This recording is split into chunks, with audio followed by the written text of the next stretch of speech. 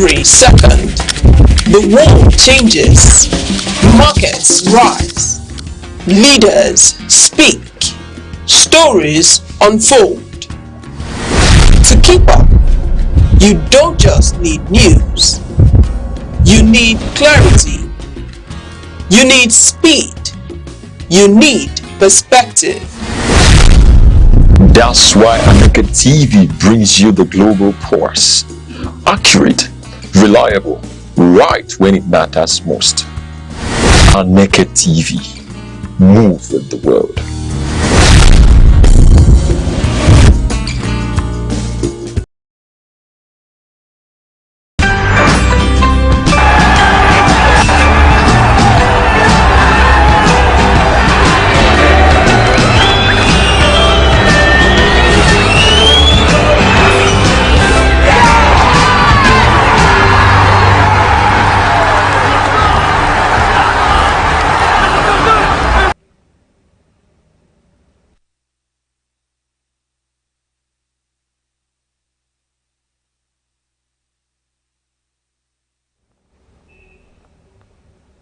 Hello, good morning. Welcome to Sports Wrap on Aneke TV. Today, I am your one and only Sports Oracle, bringing you what's happening in the world of sports, how it is going, and how it has been so far. And I'm doing this alone this morning. And you're looking at the weather, looking at how your environment is. I'm sure that it is a lot for you. But bringing you sports updates would actually lighten you up and get you ready for the day. Thank you very much for hanging out there with me. So the first story we have this morning is that particular trending story. But we want to go to what it is and how it is in the newspaper headlines on sports. Let us see what is happening in the world of sports, how it is going to be. Now, we have unstoppable Onuachu leads Eagle Stars scoring chart in Europe. He has led Eagle Stars scoring chart in Europe. Well, when you look at this Onuachu guy, I will give a commentary on him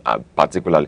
You know, there are people who are playing, but you don't know that they are playing a great game. You don't even know. He has scored more than 200 goals so far, and he's a leading guy in the football game for Nigeria. You know, when he came to Nigeria, when he played for the Super Eagles, he had some he had some attempts which he has made. He has scored 4 goals for the Super Eagles, and that has been included to what the goals he has scored, and he has been so unstoppable.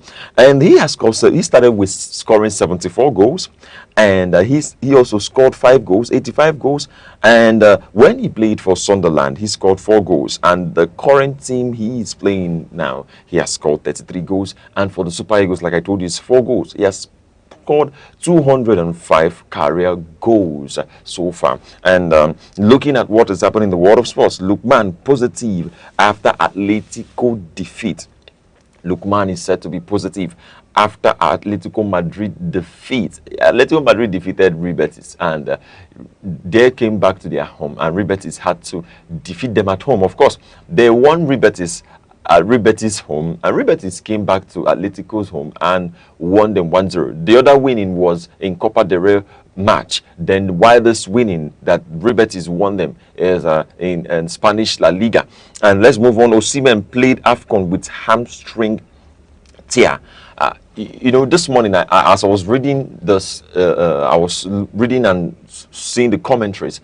I think talking about people who are national heroes should not just be people who have done a lot for the country in terms of war. People who have given their best in playing for the country, in participating in the sports game for the country while being injured. I mean, they actually have a place. They should actually be honored. They should actually be tagged as the country's superheroes, because of course it is not just this person. He did not consider himself. He had to carry that that wound, that injury to play. And you know what a hamstring tear is? Well, it's not what I would tell you. You just need to go and use your phone to check what a hamstring tear is. One of another second deadly injury that footballers used to have after ACL. Well, Richelle has said that Osimhen played, and also in the same case, Richelle said that he teared up the day Osimhen spoke to him. Osimhen told him, you could have been a small coach, but now you are a big coach. That is actually he said that day that he had to cry. He teared up. Never have he ever heard such a thing in his life. And that is what football is, because every moment is special and every moment is amazing. Now, looking at the just beside it, we have one of the saddest news so far in the week. Late UK-based footballer Adeniji for burial today. Late UK-based footballer Adeniji for burial today. It's a pity. Rest in peace, Adeniji.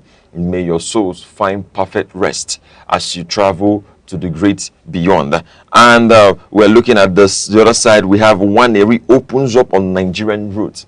Nwaneri has said to open up on Nigerian routes, and he said it because he has had some things. Of course, when you hear the name Nwaneri, I don't know what you are expecting. Nwaneri, the name alone tells you that this guy is from the side of the southeast, and he's the Marcel attacking midfielder. Nwaneri has spoken openly about his Nigerian heritage after a fresh loan move to the French club from Arsenal, reaffirming a strong personal connection to the country.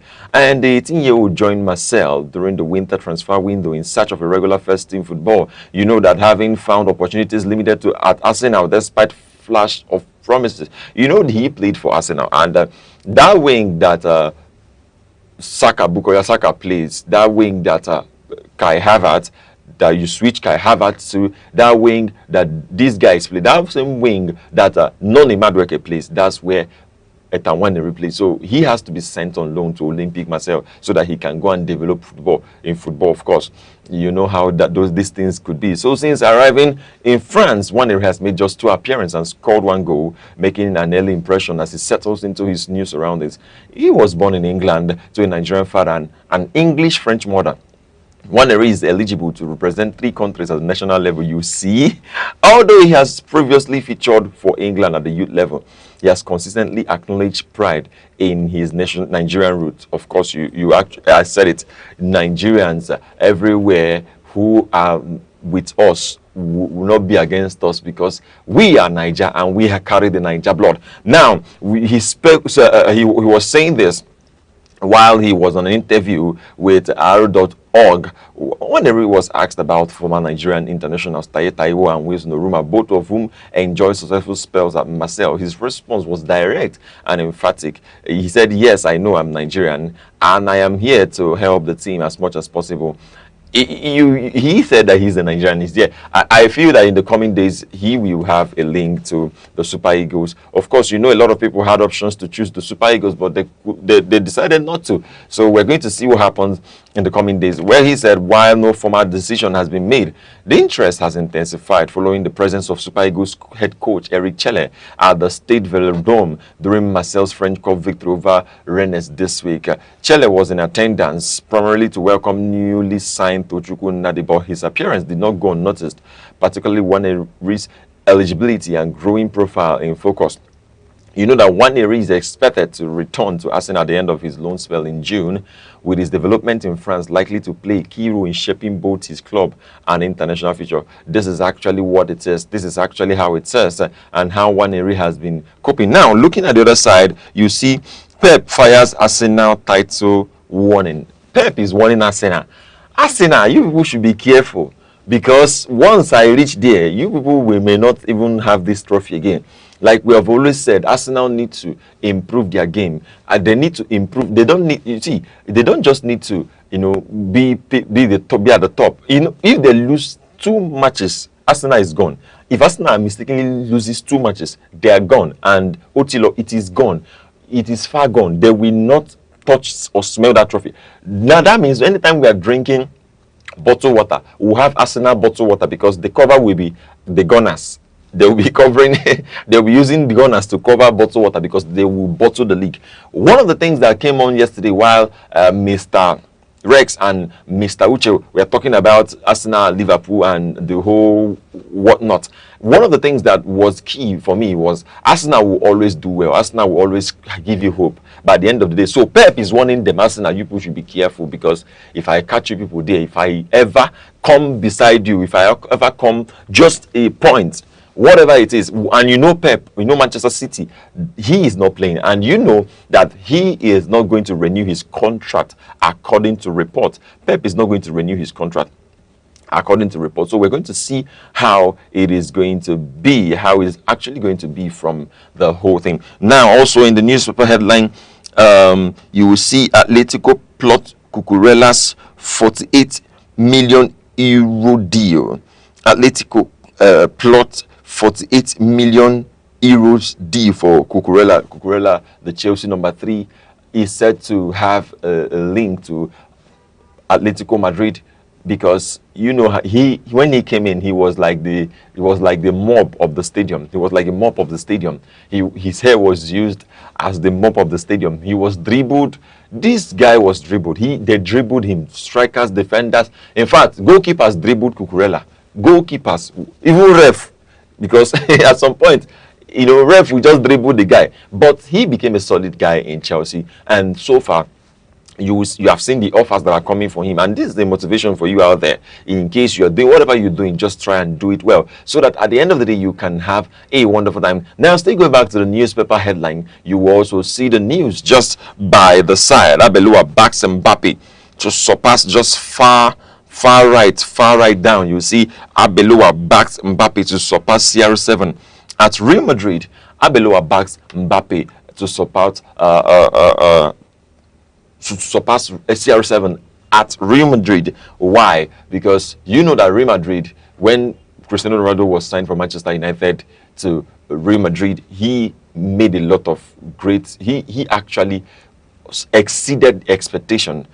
Of course, he had a promising career as was playing for Manchester United, but right now, as I'm talking to you, Mbappe has tallied in the same goals that Cristiano Ronaldo scored while being a player for Real Madrid. I showed you guys the other day that he has scored up to 51 goals that Cristiano Ronaldo has scored for Real Madrid, and in a single season, of course, in a single season. But I'm talking about his whole career, how it is going to be, and we are looking at Cristiano Ronaldo currently is on 951 goals, while Mbappe is just trying to gather himself. Of course, you know that Mbappe, he came from PSG.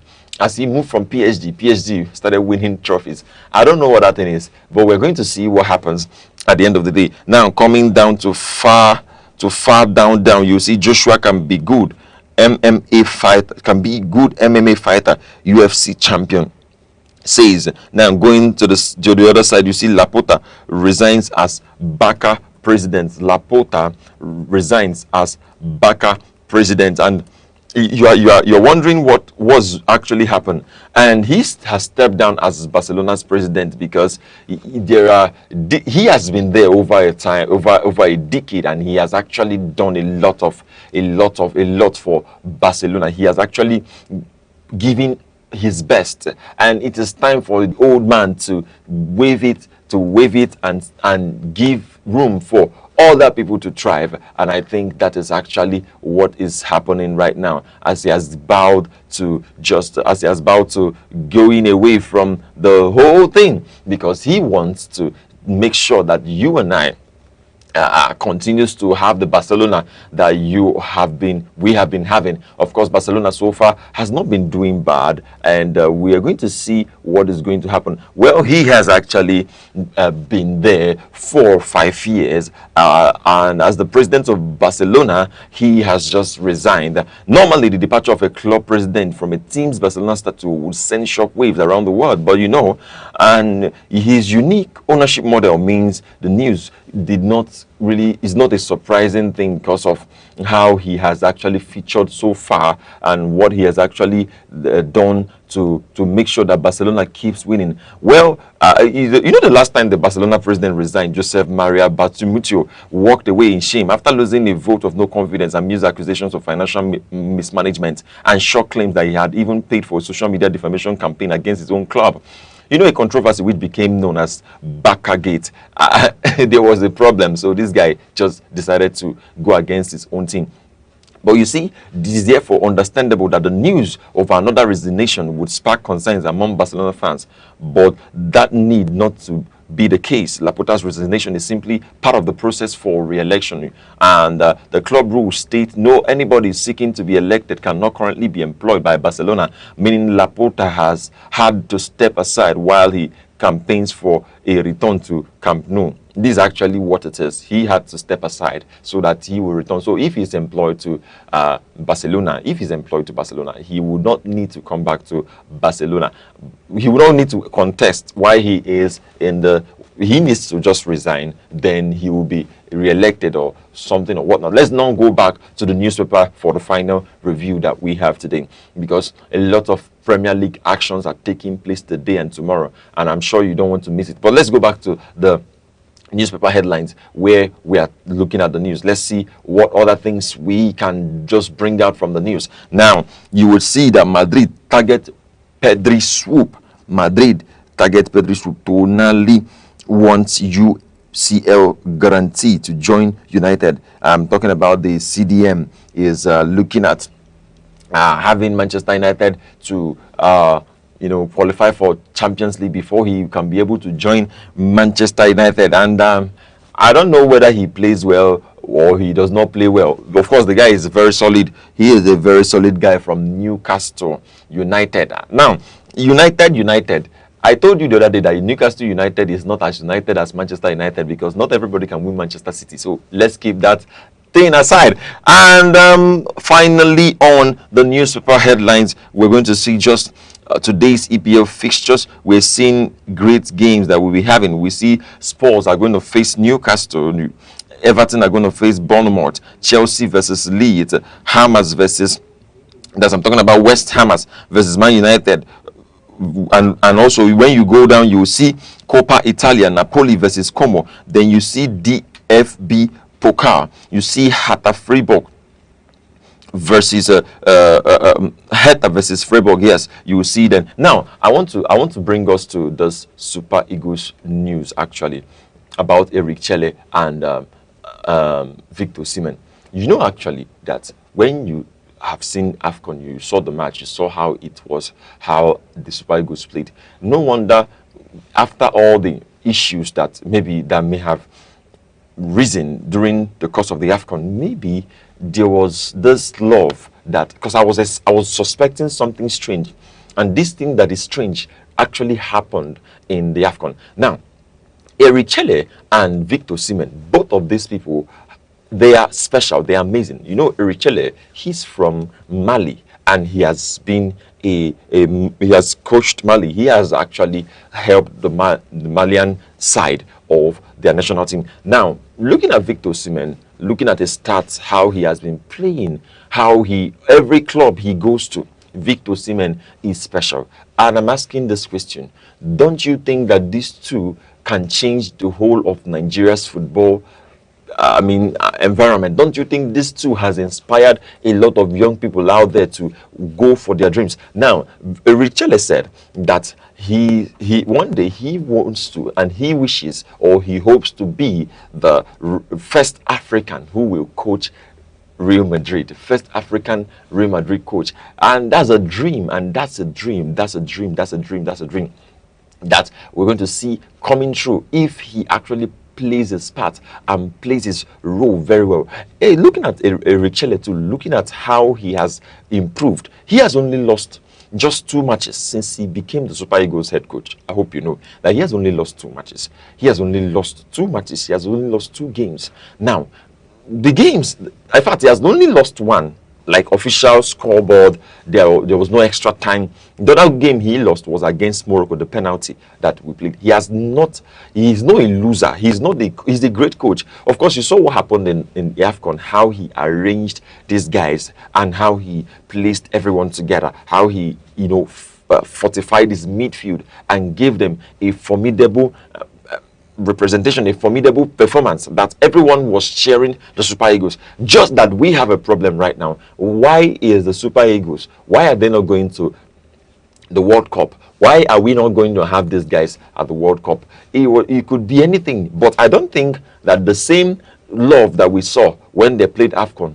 was the same love that we are seeing, or that we saw too when they were playing the qualifiers. There was a difference. I think Erichele was actually trying to, get familiar with the guys, just do something with them, trying to come into their lives and become one of the best coaches. You have heard commentaries, and you have also heard that several of the Super Eagles players have said that they don't want Erichele out. They actually want, including Frank Onyeka, they actually want Erichele in. Because why? Because they want a coach who understands them. There's something about football, there's something about sports too, there's something about carrying people along.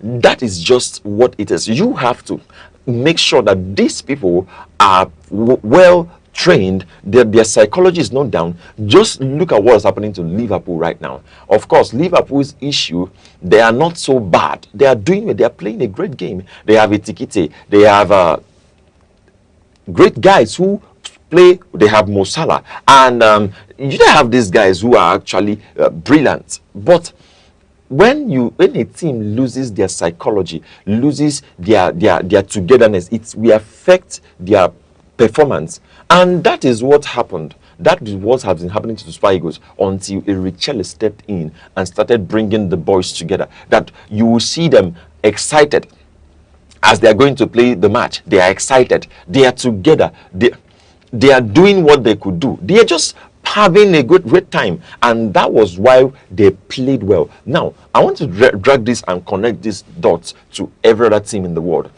We are looking at Michael Carrick, who just came in as the interim of Manchester United in the coaching staff, and he has won 4 matches. Tonight he's going to make it 5. Look at what's happening. The same thing with Chelsea's head coach. Now, he was officially appointed. The guy said he's not afraid that he's not afraid of anything people are saying, because he's very silent and he doesn't speak so much. Looking at the same thing, you are having that same thing that happened, that same period. You have Abeloa that went to Real Madrid, and these 3 coaches, they have played 4 games, and they have won their 4 games, 4 matches straight. So what is actually happening? What is happening is that when these people come into the team, people that understand how a team plays, just like Erichele does, they will build the team, they will build the mentality of the team, they will gather the team, they will make the team to see the reasons why they should play a good football. And that is what we need as a nation. So Erichele, I'm not endorsing Erichele, but we have seen a lot of positive movements where this particular manager is, unlike other coaches. And we have even seen our own Super Eagles coming out to say, please keep this guy for us, that we want this guy. I think that these things are more the things that we're going to look into when we come around tomorrow, same time, same station here on Aneke TV. I'm going to bring you Formula One informations. Formula One is going to start, F1 driving sport is going to start next month of 6 to 8. I'm going to bring you the details when I come tomorrow, same time station here on Aneke TV. I want to tell you that there are lots of news. You have to, when I'm done tomorrow, you're going to love to watch F1, and don't drive like them. Of course, that's a sport, so you have to just drive like you should drive. All right.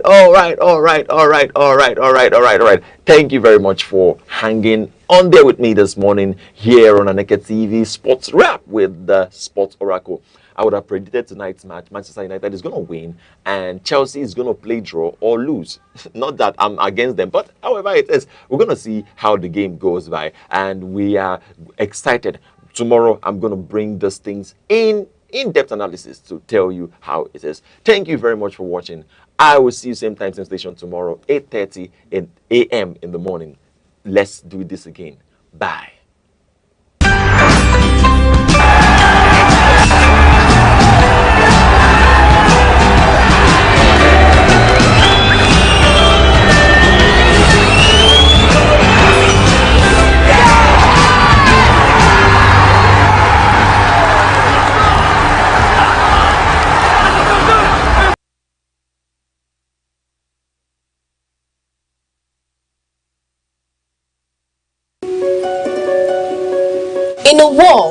that never stands still, where stories break in seconds and moments shape history.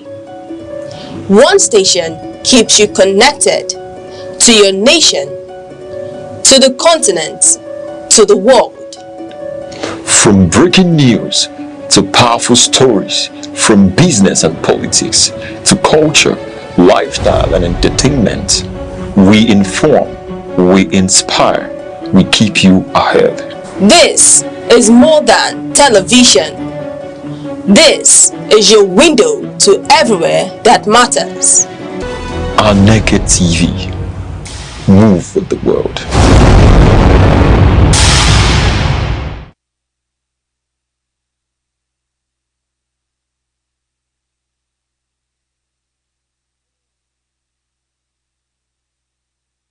Across Nigeria, electricity has become an everyday struggle. Blackouts are no longer occasional, they are part of daily life for millions of Nigerians. In homes, families spend long hours in darkness. Parents worry about keeping food fresh. Children struggle to study, and the cost of running generators adds to household expenses in an already challenging economy. Businesses are also feeling the pinch. Shops, restaurants, and small factories often spend more on fuel for generators than they earn in daily revenue. Perishable goods spoil. Production slows. Evening sales decline. Electricity, which should be a basic necessity, has become a luxury.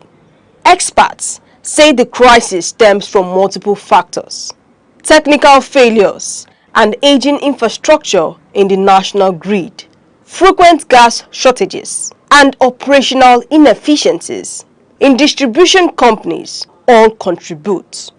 Maintenance outage and tariff adjustments have further reduced the supply of electricity across the country. The impact on national development is significant. Schools struggle to conduct evening classes. Hospitals depend heavily on generators to keep life-saving equipment running. Businesses lose revenue, and the cost of doing business rises. The lack of stable electricity slows economic growth and limits opportunities for millions of Nigerians. Experts recommend practical solutions: increasing electricity generation, especially through renewable sources like solar, wind, and hydro, could reduce reliance on gas. Upgrading and maintaining infrastructure, stabilizing gas supply, and encouraging private sector participation in independent power projects would help expand supply and improve efficiency. Off-grid solutions such as solar panels, mini-grids, and inverters can supplement national supply, ensuring homes, schools, and businesses continue to function during outages. Energy conservation, smart meters, and transparent billing systems can also reduce losses and encourage reliable supply. Some businesses have already combined solar power with backup generators, cutting fuel costs by nearly half. Schools and hospitals using mini-grids continue operations even when the national grid fails. Expanding these solutions nationwide could significantly reduce the impact of blackouts, saving households money and boosting productivity. For now, Nigerians wait for a lasting solution. Stable and reliable electricity is not just convenience, it is the backbone of daily life, economic growth, and national development.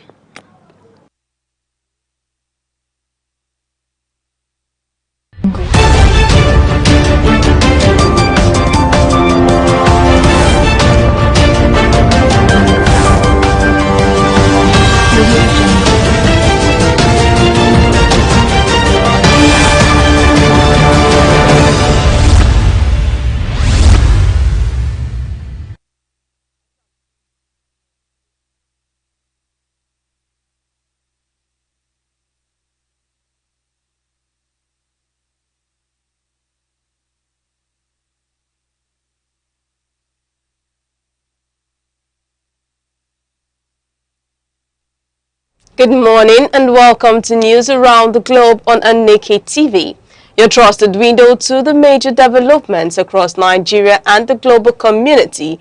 I'm Deborah Wakba, glad to have you join us. Now to the headlines. Federal government begins payment of revised salaries to ASU members. And the foreign scene, 53 dead as migrant boat capsizes off Libyan coast. And on business, President Tinubu commends Central Bank on successful monetary reforms. And now the news in details. President Bola Ahmed Tinubu has declared an all-out offensive against insecurity across the country, warning terrorists and bandits that their days are numbered. He described insecurity as alien to Nigeria's value and incompatible with national development. The president spoke in Abuja while opening the second National Economic Council conference attended by state governors and development partners. He stressed that the renewed hope agenda cannot succeed while communities remain unsafe. President Tinubu unveiled the framework for the National Development Plan 2026-2023-2030, noting that the federal government is restructuring the nation's security architecture to restore investor confidence. He, however, charged state and local governments to drive implementation at the grassroots, adding that economic growth, food security, and job creation depend on collective action. The Anambra state government says it is awaiting the outcome of police investigations into the killing of the President General of Ogidi Community, Chief Ikwuka Okoye, before making official comments. The Commissioner for Information, Dr. Law Mefo, disclosed this in a telephone interview with Radio Nigeria in Oka, saying security briefings have been held at various levels. Dr. Mefo said preliminary findings by the police indicated that the killing may be linked to court-related activities, adding the local government chairman have been briefed. Residents of Ogidi have expressed deep grief over the incident, describing the late President General as a peaceful and humble leader, while police say no arrest has been made so far. Still on security matters, gunmen have abducted 9 worshippers from St. John's Catholic Church in Ojije, Benue State during an early morning prayer vigil. The incident occurred around 2 a.m., leaving the community in fear and disrupting farming and trading activities. Local leaders described the victims as unarmed and vulnerable, while the council chairman confirmed the deployment of security operatives. Police said investigations are ongoing as efforts intensify to rescue the abducted worshippers' safety. The federal government has commenced the payment of revised salaries and allowances to members of the Academic Staff Union of Universities, ASU, following renewed agreements. The Minister of Education, Dr. Tunji also directed Vice Chancellor of Federal Universities to implement a 40% increase in the Consolidated Academic Allowance backdated to January 1, 2026. He also confirmed that the Consolidated Tools Allowance has been captured in the 2026 budget and approved by National Salaries, Incomes and Wages Commission. The move is aimed at promoting industrial harmony in universities and preventing disruption to academic activity across the country. Abia State Governor Dr. Alex Oti says his administration is focused on restoring dignity to the state civil service through improved welfare. The governor stated this while receiving civil servants at the government's house Umahia who had just received payment of the annual leave allowance.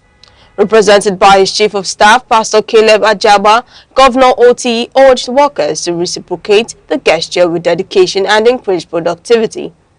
The workers expressed appreciation, noting that civil servants in the state had not received annual leave allowances for several years. A former presidential candidate, Mr. Peter Obi, has joined protesters at the National Assembly demanding the reinstatement of electronic transmission of election results. Mr. Obi addressed the demonstrators at the complex gate, criticizing the Senate's decision to restrict electronic result transmission in the Electoral Act amendment.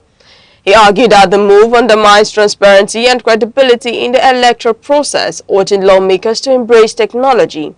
Protesters called on the National Assembly to reverse the decision, insisting that electronic transmission is vital to democratic integrity. The Court of Appeal in Abuja has affirmed the power of the Senate to discipline its members, including the suspension of Senator Natasha Boti-Dogan. A three-man panel ruled that the Senate President, Mr. Godswill Akpabio, acted within parliamentary rules when he prevented the senator from speaking from an unassigned seat. However, the court set aside the 5 million naira fine and contempt proceedings earlier imposed on her over satirical apology. The ruling upheld the Senate's internal authority but limited punitive actions related to members' conduct outside plenary proceedings. The Jigawa state government has released over 1.4 billion naira as pension and death benefits to 564 beneficiaries. The Executive Secretary of the State Pension Board, Dr. Biyaminu Shitu Aminu, said the payment covered retired civil servants and families of deceased workers. The Accountant General of the state noted that over 11 billion naira has been injected into the pension scheme since May 2023.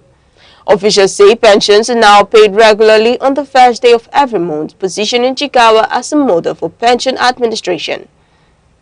The Independent National Electoral Commission (INEC) in Osun State has denied allegation that minors were registered as voters in Eden North. The Resident Electoral Commissioner, Mr. Muti Aboke, described the viral social media claims as false and misleading. INEC confirmed that students who appeared at the registration center returned back and denied access in line with electoral laws. The Commission urged the public to rely on official information and warned against spreading unverified reports. Former Kaduna State Governor Malam Nasir El-Rufai has criticized the Senate over its refusal to mandate electronic transmission of election results. Speaking on Trust TV, he alleged that the decision was aimed at enabling post-election manipulation at collation centers. El-Rufai accused Senate President Godswill Akpabio of undermining electoral credibility to favor the presidency. He expressed support for protests demanding electoral transparency and urged lawmakers to reconsider the amendment. News around the globe is coming to you live from Aneke TV. Remember, you can stay connected with us on all social media platforms: Facebook, X, Instagram, TikTok, and YouTube, all at Aneke TV. Now here's a quick recap of the major stories making the news. Federal government has commenced payment of revised salaries to members of the Academic Staff Union of Universities. And coming up shortly, on the foreign scene, at least 53 persons were found dead after a migrant boat capsized off the coast of Libya. In business, President Bola Ahmed Tinubu has commended the Central Bank of Nigeria for its success in implementing monetary reforms. We'll be right back. The Insight with Uche Osai. Having the political will to confront whatever is the challenges. Igbo man wrestles with the tortoise that had a lot of ingenuity, a lot of ideas, and the tireless. It will take the bold mind of government in power to say, let there be electoral reform, no matter whose odds is broad. I was there. We did everything. All of us came and supported him with our last block. In-depth analysis, expert views, real voices, uncover the stories shaping Nigeria today. Deep dive, honest, unfiltered, only on the Insight with Uche Osai on Aneke TV. Join us. Welcome back. Still on the news. A rubber dinghy carrying 55 immigrants has capsized off the coast of Libya, leaving 53 people, including 2 infants, feared dead. The International Organization for Migration says the vessel departed Al-Zawiya and began taking in water barely 6 hours into the journey. Only 2 Nigerian women survived the incident and were rescued by Libyan authorities. One of the survivors lost her husband while they witnessed the death of her 2 children. Both are currently receiving emergency medical care with support from the IOM. The agency reports that nearly 500 migrants have died or gone missing on the central Mediterranean route so far in 2026. It warns that harsh winter conditions and unsafe vessel continues to fuel undocumented shipwrecks, renewing calls for global action against human smuggling and the creation of legal migration pathways. Thailand Prime Minister Annutin has secured a decisive victory in the country's general election, defying opinion polls that had predicted a win for the reformist People's Party. His party is projected to secure about 119 seats, giving it a commanding position in parliament. Despite winning the highest number of popular votes nationwide, the People's Party struggled to convert open support into constituency wins under Thailand's first past the post electoral system. Bumjatai leveraged strong grassroots networks to dominate rural provinces, while the decline of the Pheu Thai party further strengthened Newton's position. The outcome marks a shift in Thailand's political landscape, with conservative forces consolidating power amid weakened reformist movement. Analysts say Newton now has a clear path to forming a coalition government and could become the first civilian leader in 2 decades to complete a full four-year term. Israel's Security Cabinet has approved sweeping policy changes that critics say amount to the effective annexation of the occupied West Bank. The measures, championed by far-right Finance Minister Bezalel Smotrich, remove long-standing restrictions on Jewish land purchases in the territory. Under the new rules, land transaction will no longer require special permits, and land registry records have been declassified, making it easier for settlers to acquire Palestinian property. Smotrich has openly stated that the goal is to prevent the creation of future Palestinian state. The cabinet has also transferred licensing and enforcement powers over key religious and archaeological sites in Hebron to Israeli authorities, removing Palestinian administrative control. The move has drawn condemnation from the United Kingdom and several Arab states, who describe it as a violation of international law. 3 of 10 Mexican miners abducted from a silver mine in northern Mexico have been confirmed dead, according to the country's mining chamber. The workers were kidnapped in late January from a facility operated by Canada's Vizsla Silver Corporation in Sinaloa State. Authorities say the abduction occurred in a region controlled by the Chapistos, a faction of the Sinaloa cartel. One of the victims' bodies was recovered from a clandestine grave during a large-scale military operation involving over 1,000 security personnel. 4 suspects have been arrested, while the search continues for the remaining 7 workers. The incident has forced the closure of the mine and led to a sharp drop in the company's shares, highlighting the growing security risk facing Mexico's mining industry. German prosecutors have indicted a Ukrainian national for allegedly participating in a Russian intelligence plot targeting Europe's postal system. The suspect, identified as Yevhen B., was extradited from Switzerland following a joint security investigation. Authorities allege that the suspect conducted the trial shipments fitted with GPS trackers to map delivery routes across Germany and into Ukraine. The plan, prosecutors say, was to later replace the trackers with incendiary devices designed to ignite during transit. German security services described the case as part of a broader sabotage campaign linked to Russia. While Moscow has denied similar accusations in the past, investigators say the focus now shifted to identifying and arresting the suspect's remaining accomplices. And now to business news. President Bola Tinubu says Nigeria's ongoing economic reforms are attracting international recognition and restoring confidence in the country's financial system. He made the remarks during the stakeholders meeting in Abuja. The president praised the Central Bank of Nigeria for implementing monetary reforms, describing the policies as difficult but necessary for long-term stability. He said global acknowledgement of the reform shows Nigeria is regaining credibility in international markets. However, the administration's decision to float the naira and remove fuel subsidies continue to generate domestic debates. While officials point to improved macroeconomic indicators, many Nigerians are still grappling with rising living costs. The National Pension Commission (PENCOM) has introduced a new initiative allowing Nigerians in the informal sector to save for retirement through point-of-sale terminals nationwide. The scheme was unveiled in Abuja by PENCOM Director General Omolola Oloworara. The Commission has accredited fintech firm Awaba as its first pension agent, enabling traders, artisans and small business owners to make contributions using mobile phones or local POS operators. PenCom says pension coverage in the informal sector currently stands at just 0.85%. Officials say the initiative aims to expand pension access by bringing retirement savings closer to the everyday economic activities. The move is expected to strengthen long-term financial security for millions of Nigeria outside the formal workforce.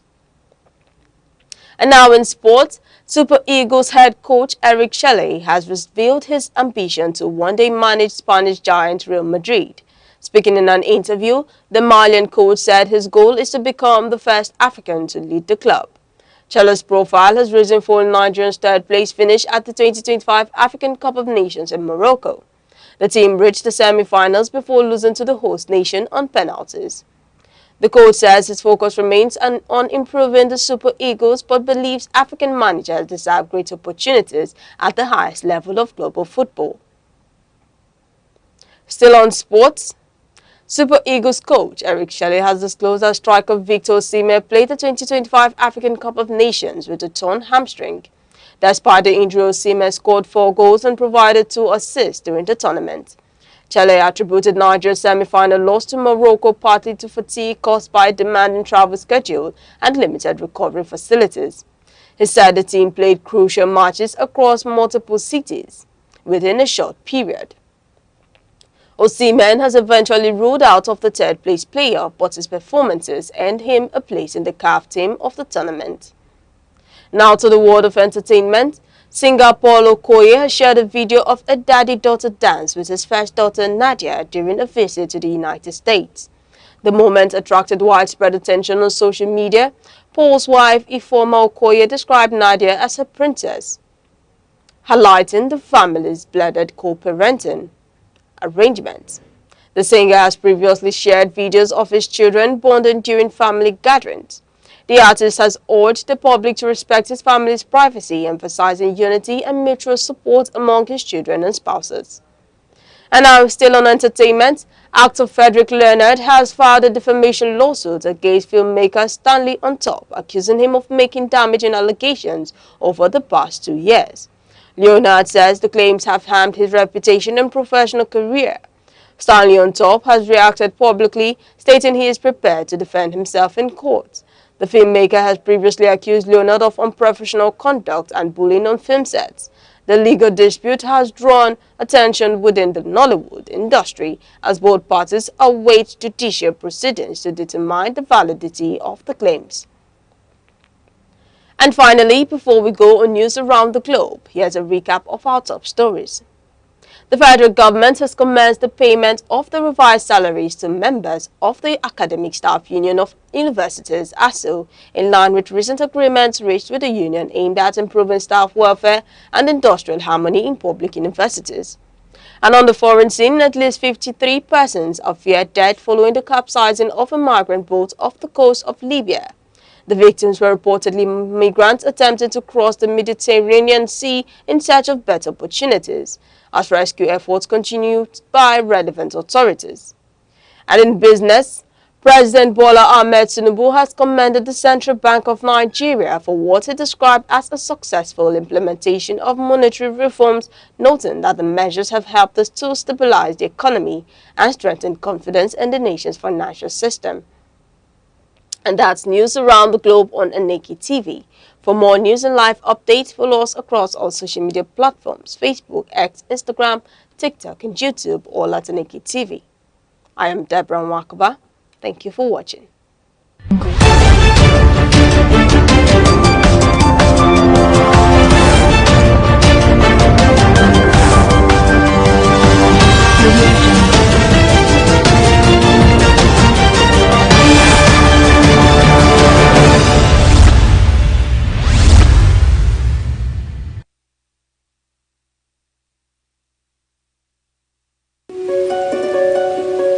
In a world that never stands still, where stories break in seconds and moments shape history, one station keeps you connected to your nation, to the continent, to the world.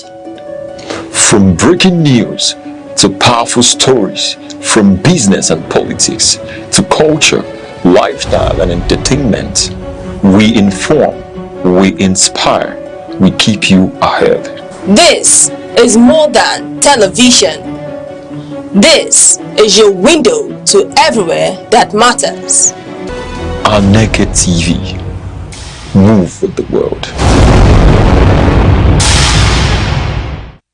In functional democracies and competitive economies, meritocracy is not a slogan, it is a system. A system where competence determines opportunity, performance drives advancement, and leadership is earned, not inherited or imposed. In Nigeria, however, the persistent triumph of mediocrity over merit continues to shape recruitment processes, elective positions, and leadership outcomes across critical sectors of national life. From public service employment to political office, from academia to corporate governance, troubling pattern has emerged. Access often trumps ability, loyalty outweighs competence, and short-term political calculations override long-term national interests. In the public sector, recruitment exercises are officially designed to be competitive, involving written examinations, interviews, and eligibility screening. Yet, multiple surveys and independent audits have consistently shown that informal influence, patronage networks, and bribery remain significant determinants of who gets hired. This reality has produced ministries, departments, and agencies burdened with underqualified personnel, struggling to deliver on complex policy mandates in a rapidly evolving global environment. The consequences are not abstract. They manifest in delayed project execution, weak policy implementation, inefficient service delivery, and ballooning recurrent expenditure with minimal value creation. When institutions are staffed without regard for skill or capacity, governance becomes reactive rather than strategic. The problem is not limited to recruitment alone. Nigeria's elective political system reflects the same crisis of merit. In many cases, candidates emerge not through rigorous debate, policy clarity, or intellectual depth, but through financial muscle, political godfathers, or ethnic calculations. Electoral outcomes frequently reward popularity, patronage of vote buying over competence and vision. The result is a leadership deficit that cuts across local government councils, state assemblies, governorships, and even the national legislature, institutions constitutionally taxed with lawmaking, oversight, and representation, yet often lacking the technical depths required to interrogate budgets, scrutinize policies, or design forward-looking legislation. Other sectors tell a similar story. In education, the erosion of merit in academic appointment has weakened research quality and global competitiveness. In some tertiary institutions, promotions and leadership roles are influenced more by internal politics than scholarly output. In the corporate space, family ties and informal networks sometimes override professional management principles, limiting innovation and sustainability. Ironically, Nigeria continues to produce world-class professionals who excel in merit-driven systems abroad, from medicine and engineering to technology, finance, and academia. Their success outside the country reinforces a painful truth. The problem is not Nigerian capacity, but Nigerian systems. Countries that have achieved rapid development offer contrasting examples. Singapore, Rwanda, and South Korea institutionalize meritocracy through transparent recruitment, performance-based promotion, and zero tolerance for patronage. Leadership selection in these systems prioritize competence, integrity, and accountability, even when politically inconvenient.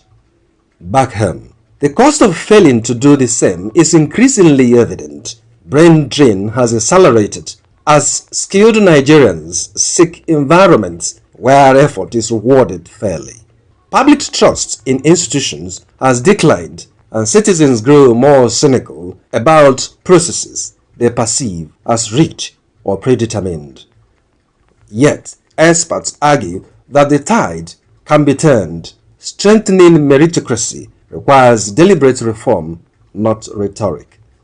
Transparent digital recruitment platforms, independently supervised examinations, enforceable sanctions for recruitment breaches, and clear performance metrics are critical starting points. In the political space, electoral reforms that reduce the influence of money, strengthen internal party democracy, and encourage issue-based campaigns are essential to improving leadership quality. Civil society, the media, and the electorate also carry responsibility to interrogate candidates, demand competence, and reject mediocrity at the ballot box. Ultimately, meritocracy is not elitism, it is fairness. It is the assurance that every Nigerian, regardless of background, has a genuine chance to rise based on ability and effort. Without it, institutions weaken, leadership falters, and national ambition remains unrealized. For Nigeria to compete globally, govern effectively, and harness its vast human capital, merit must no longer be optional. It must become the standard. In recruitment, in elections, and in every field where decisions shape the nation's future.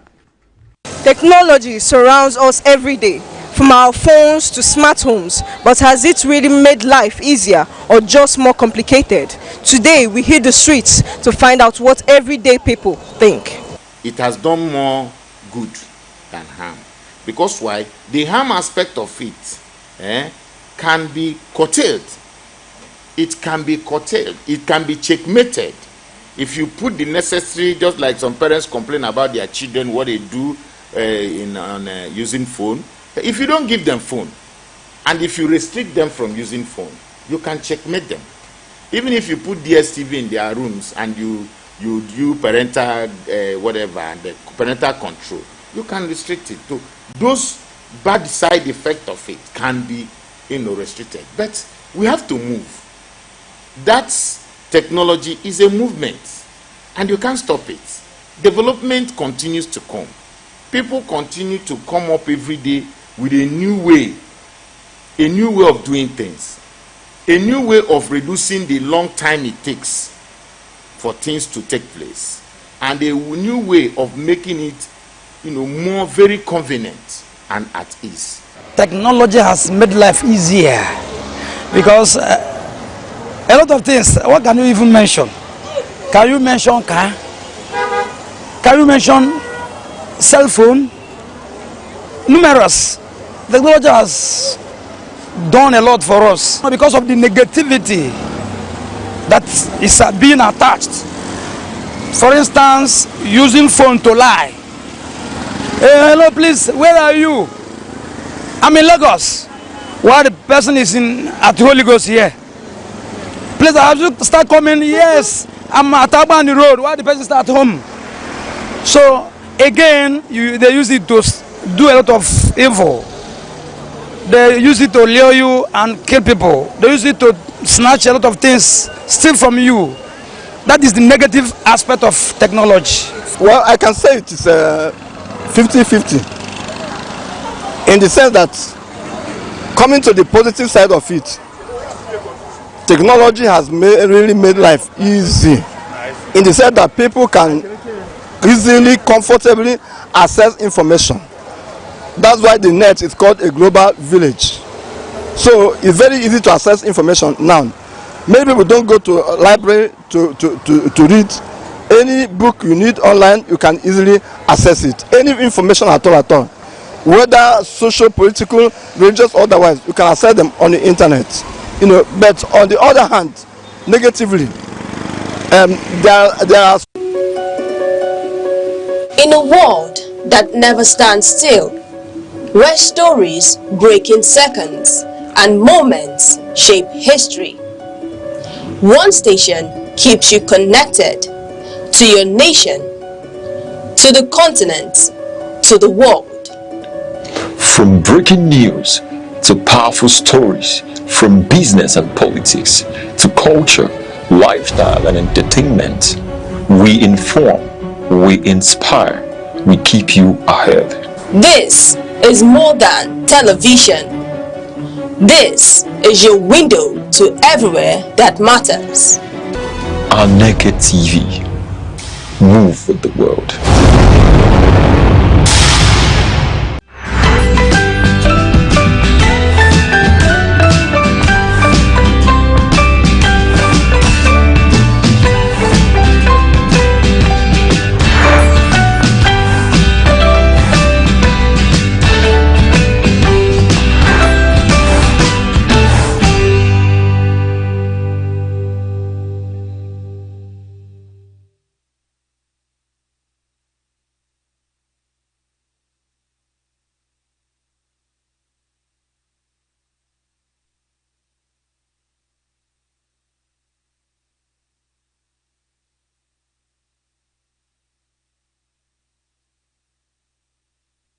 Good morning, Nigeria. Good morning, 042, and good morning to everyone watching today. You're tuned into Sunrise on Aneke TV, where every sunrise begins with delightfulness, begins with cheer, and of course begins with joy. And bringing you today's daily dose of brightness, I am Deborah Wakuba, coming to you live from our studio here in vibrant Enugu. And good morning to you, our global audience. I'm Uche Osai. Wherever you are, at home, in your office, or in transit, thank you for joining us this morning. We're here to refresh, inform, and motivate. Yes, and it's Tuesday, 10th February 2026. And of course, we've got a power-packed morning for you here today on Sunrise, where I'll be giving you our latest news, what's trending, and of course, that special Sunrise vibe to help you start your day. So, relax, grab that cup of coffee or tea, enjoy the ride, because the sunrise is here.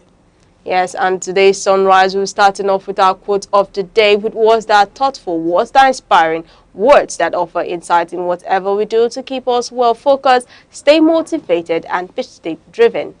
Then, it's straight into the day's top headline. All the key news updates that you need to remain informed will be shared, hot, debated, and of course, tasty. Yes, and right after that, we'll be giving you our full weather forecast for today, covering cities across the southeast and beyond, so you'd know what to expect before stepping out. Or if you've stepped out already, it is to keep you throughout the rest of your day. And later, we'll wrap things up by bringing to you the man of many parts, the sports oracle, commissioner of enjoyment, the man that calls himself the mental mechanic. And of course, we won't let you be without serving you our business news update. Yes, all right, now let's move over to our morning show inspiration segment, our quote for today. Now, our quote for today is coming from Marcus Aurelius, and in his quote he says, "Waste no more time arguing about what a good man should be one."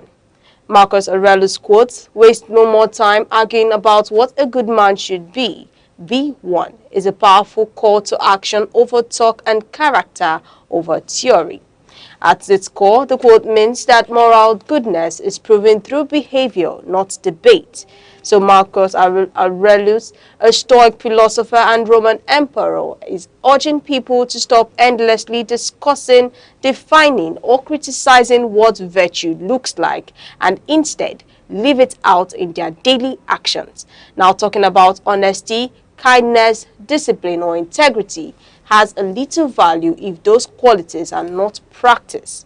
Now, the quote is also reflecting about the philosophy which emphasizes personal responsibility and control over one's own action, saying that being a good man means consistently choosing what is right, showing fairness, humility, courage, and self-control, even when no one is watching. So instead of arguing, instead of making debates over what a good man should be like, that why don't we just be one instead, speaking to action. Mr. Ocha, I would like to know your own thoughts on this quote. All right, you captured it very well, and thank you for the part you've told this morning, letting us know what and who a good man is, and you capture it absolutely well in the words of Marcus Aurelius. Waste no more time arguing about what a good man should be one. So, we live in a time where there's a lot of argument, there's a lot of sermonization. People take time to, sermonize about other people's behavior. We critique a lot in this time. But rather than this whole argument, do you do introspection? Who are you? How do you live your life? Yeah. Is your life a worthy example? And he is telling us, rather than making arguments, searching for and means to be a good man, that you just be. It's an action word. Be that good man. Start from where you are.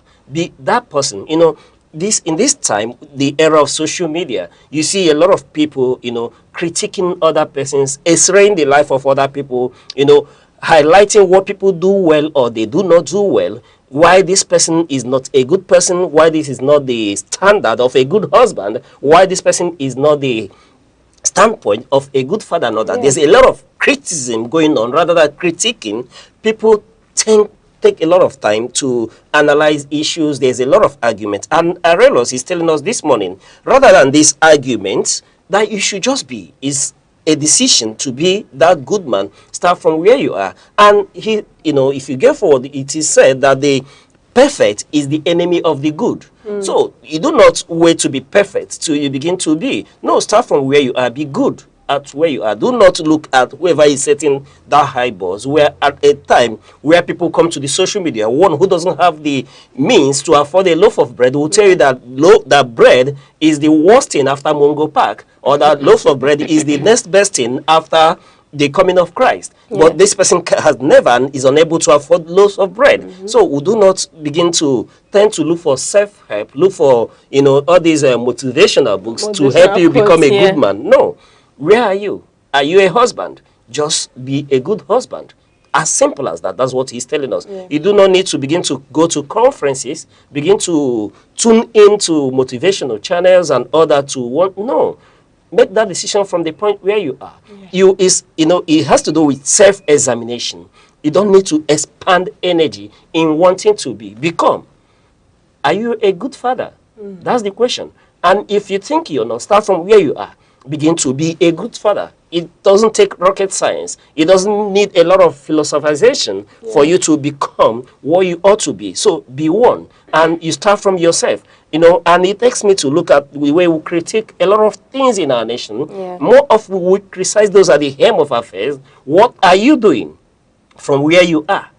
Are you making any difference as a citizen? These are the issues. So it's not about what other people are doing or you wanting to go learn. You want to pattern your life to be like a Deborah, but you can't. So start being an Uche from the point where you are. And that's what Marcos Aurelius is telling us, that we need not waste no more time arguing about what a good man should be. You should just simply become one. So do not live on the pages of the social media where people are setting standards they do not and cannot live by. You know, you see someone who has never been in a mansion telling one who has built a mansion how to decorate the mansion. These are the times we live in. So you don't let the world set the standard for you. Set the standard from where you are. And thank you for bringing Marcus Aurelius to us this morning. And this is quite apt and is one to keep in mind, that from where you stand, from where you are, and whatever you do, that you can be that different maker by becoming just the good man in that place. And let's go to the market. You know, I love moving to the market a lot because our people are entrepreneurs. Yes. And when we come to the market, a number of times we critique the people who bring substandard products. What are you doing differently? We sacrifice quality on the altar of God and we say the government is not good. We push the bulk on the table of others. What are you doing from that market stall where you are? Start making different. People will say my goods is costly, but let them have quality. Let you be known for that quality. Go for that quality. Don't join the bad wagon and import substandard products when you can bring good products to people. And people are there who are looking for those quality products. When someone makes a purchase of inferior substandard product over a multiple time, they will save up and come for quality. So be known for that quality. Be known as that good man who will say that the price of this phone is 10 naira, and when you walk up and about and you return, the price is 10 naira. So you're known for honesty. So you start from where you are to begin to imbibe those qualities, the qualities of honesty, and it starts with determination to be honest. It doesn't take rocket science to want to be honest, and this is what Marcus Aurelius is telling us this morning. So to be honest, you just be. Decide determined to be honest, irrespective of whose us is God. And you are that good man. You are that different maker from where you are. So you can be a good man from the market. You can be a good entrepreneur. You do not need to, be a liar, sell inferior, substandard product to make all the money in the world. If you are sincere, if you are steadfast, if you are determined to remain on the right path, the wealth would come. It will run after you because people over time will notice that you are that one good man and they will come after you. They will come, with their begging you with cap in hand for that quality product that you offer in the marketplace. So this morning, we are telling you here on Sunrise, just be that different maker. Be a good man from where you are. It doesn't take rocket science. You do not need to go to any lecture or schools to learn how to be a good father, how to be a good husband, or how to be a good man. Just be. All right, thank you very much for that. Like you said, stop debating morality. Instead, try embodying it. And also because true virtue comes, it doesn't come or is not proven by words alone. It is not proven by arguments or ideas, but instead it is how you treat others and also how you handle power and how you act how you act or how your action speaks. And also while you're doing that, please remember that each new sunrise is a platform, is an opportunity where we learn something new or where we simply stay present in whatever we do. Now let us know what this thought means so you can reach out to us on 070-3043-7110. And up next is our weather report for today. Yes, we'll take a look at the weather report across major cities in the southeast today.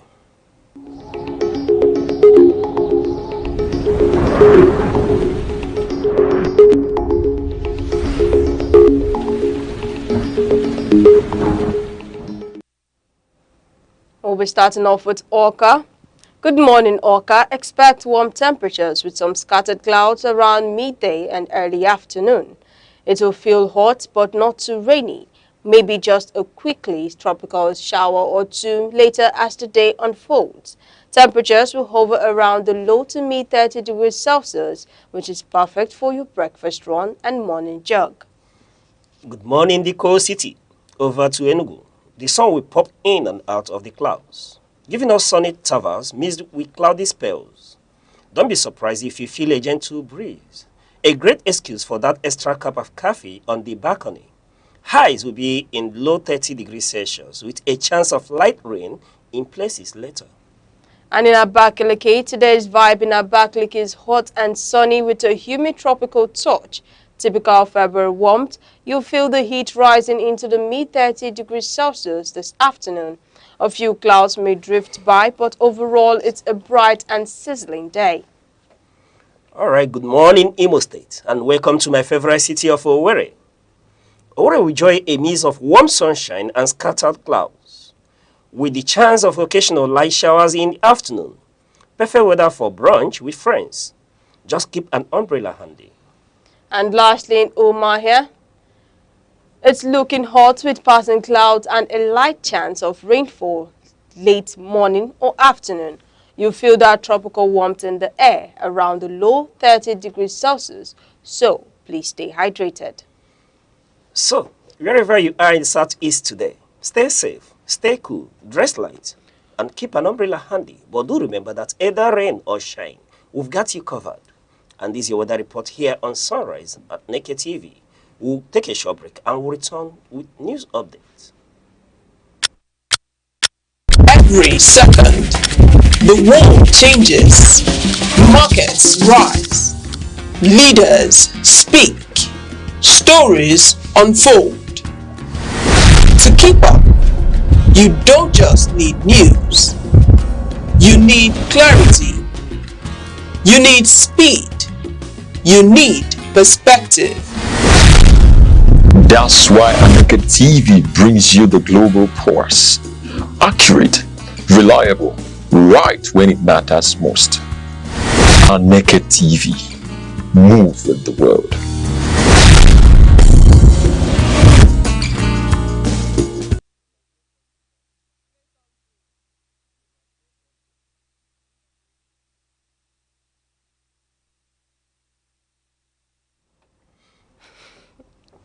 You're still watching Sunrise on Aneke TV. Now we're taking a look at our newspapers for today, starting from The Nation, Punch, Vanguard, and The Guardian newspaper.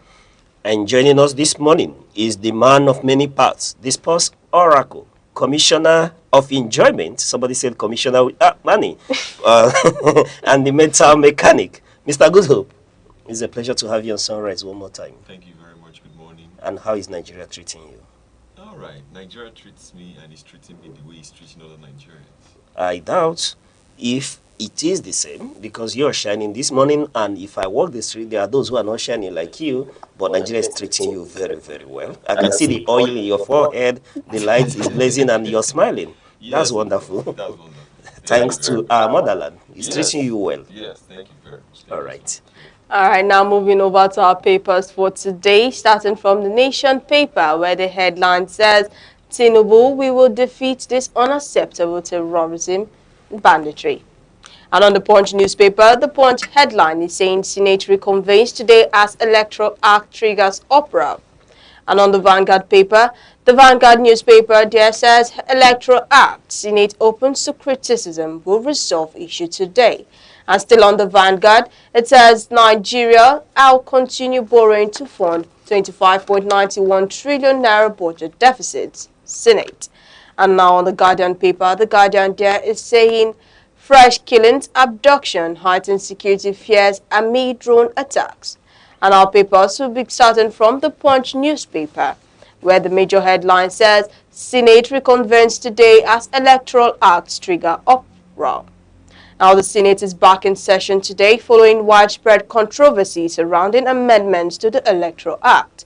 The proposed changes, especially those affecting election procedures, have sparked strong reaction from political parties, civil society groups, and Nigerians on social media.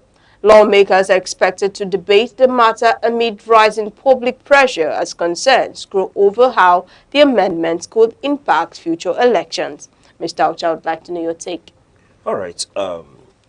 This issue has been a front burner in Nigeria for a while now. Yeah. You know, speaking to electoral amendments, a lot of Nigeria, even before these very amendments, started speaking about these amendments long ago. Way back in early 2015, people have started campaigning for these electoral reforms, given what we witnessed in 2023. A lot of Nigerians, after the 2023 election, started speaking to electoral amendment, especially to issues around the transmission of the results in real time.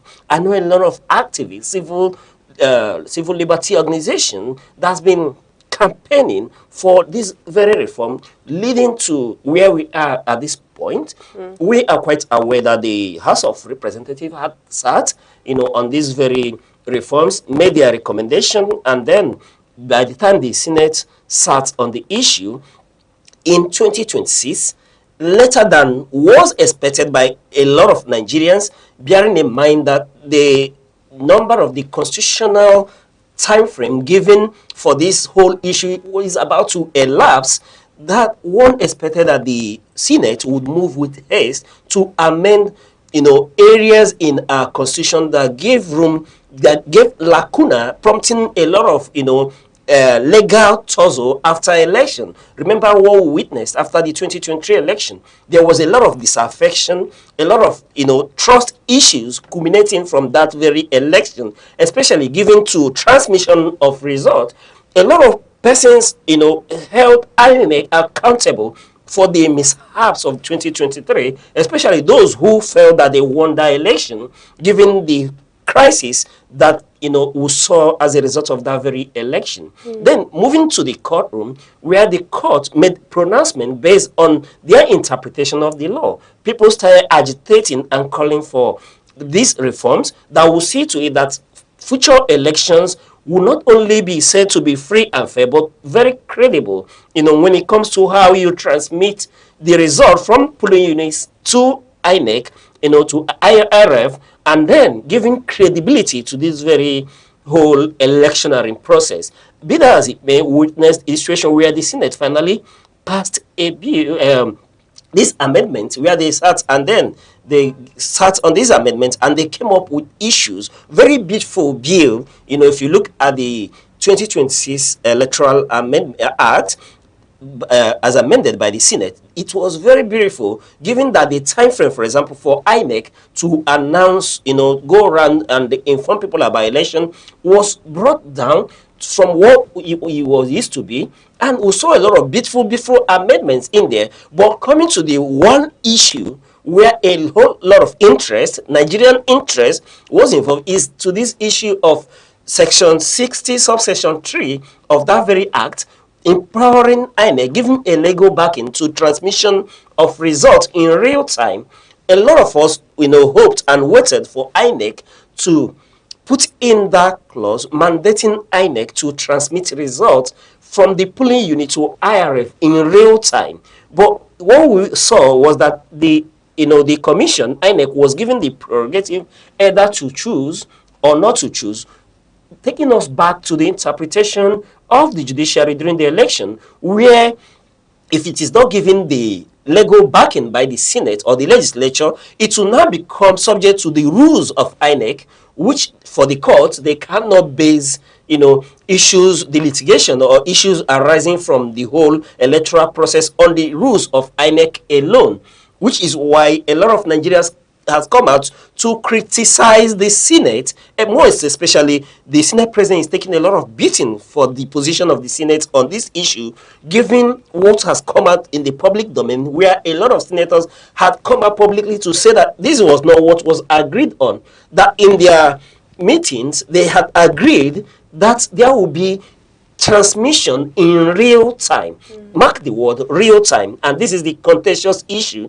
They are not talking about transfer of results, but transmission of results in real time, where polling agents from their wherever polling unit they are can in real time, after the delegates or the participants in that very election had signed the form EC8, they can from there transmit straight to the IRF without the usual protocols of wanting to carry the result, the ballot and everything, and get to either the nearest INEC office, which usually during election is always designated to be the local government centers. A number of times you see ballot snatching, you see a lot of underhand practices, mutilation of results, changing of result sheets, or mutilation of already acknowledged and signed, result sheets. Okay. So to give way to this whole underhand practices, the Nigerian people and in the wisdom of the framers of this very act will feel that it's better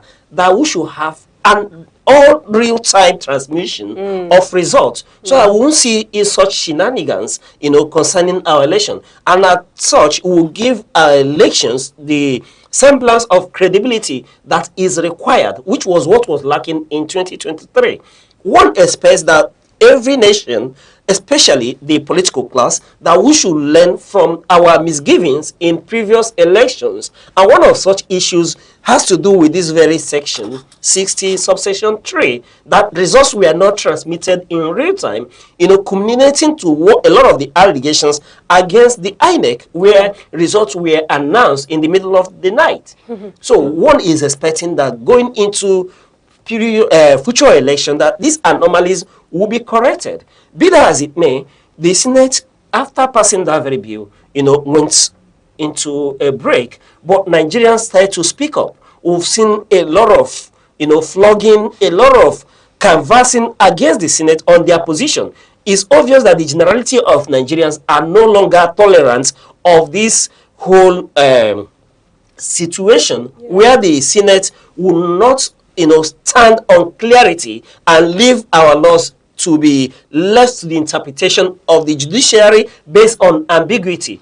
The Nigerians are now saying no. Let it be spelled out in clear terms. Let us know that it is transmission of results in real time. And we've seen a lot of movement. We saw former Minister Obieze Kwesili, wrote a lengthy memo to the Senate, condemning what they term as lack of honesty disregard for the position of the generality of Nigerians, and that should not be the way to go. We've seen the likes of Peter Obi and Atiku, eminent Nigerians, critiquing and criticizing the position of the Senate. This is not what is expected.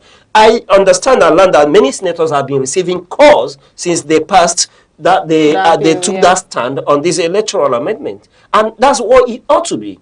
I read somewhere where people were canvassing that people should start reaching out to their representatives and senators to air their misgiving on their position on this issue, and is assume that that is beginning to bear fruit, where we've seen even new movements, civil liberty organizations, movements like Movement for Credible Elections and all that, calling out people to for protest and occupy National Assembly. And as we speak, yesterday we saw videos.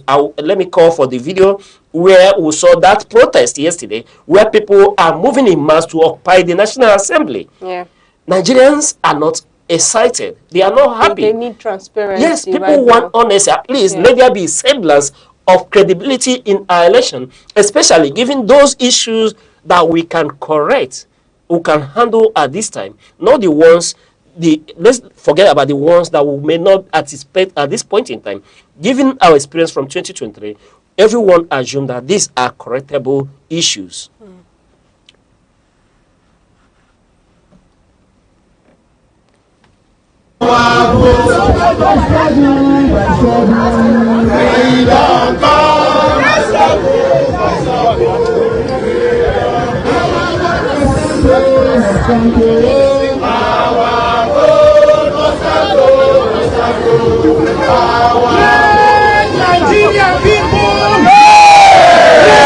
Nigerian people, you are the real distinguished Nigerians. Yes. National Assembly, your landlords are here. Yes.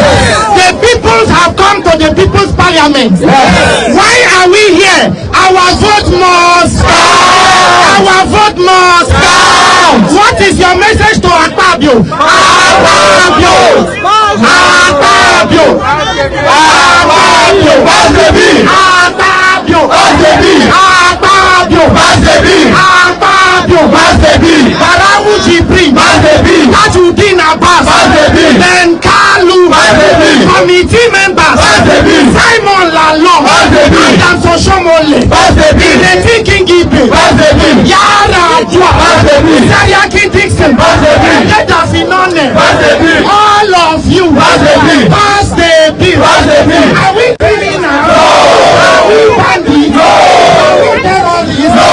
What do we want? Pass the bill! Pass the bill! No Toriki! No Toriki! The thing wey make that place great be say na people dey choose their leaders, so their votes dey count. So when the leaders go there, they must do wetin the people want. For Nigeria, na person wey dey high neck and politicians dey rig themselves to try to know who go become leader. The people no get say. So even if you be criminal, your confidence be say INEC go bring you back or court go bring you. So what we are doing here is to ensure say the law wey go guarantee free and fair election, mandatory real-time electronic transmission of result. This Akpabio 10th assembly they go pass am, so that we no go get law wey go help people to rig election and come back. Without free and fair election, how do we hold leaders accountable? We should not abuse the intelligence of Nigerians. The thing wey talk for video no be the thing wey we hear. Akpabio say they remove real time and they move back to 2022 act. My brother, no be 2022 act give us glitches.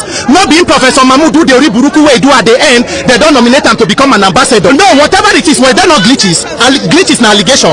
Now Mahmoud said there was glitches. I'm not making any allegation, and he never tell us wetin caused that glitch until he tell us there is a problem. So we go back, go use the law wey give us glitches. There should be real-time mandatory transmission of results plus other demands. Anybody for Nigeria today wey tell you say technology no dey to transmit election result is a thief.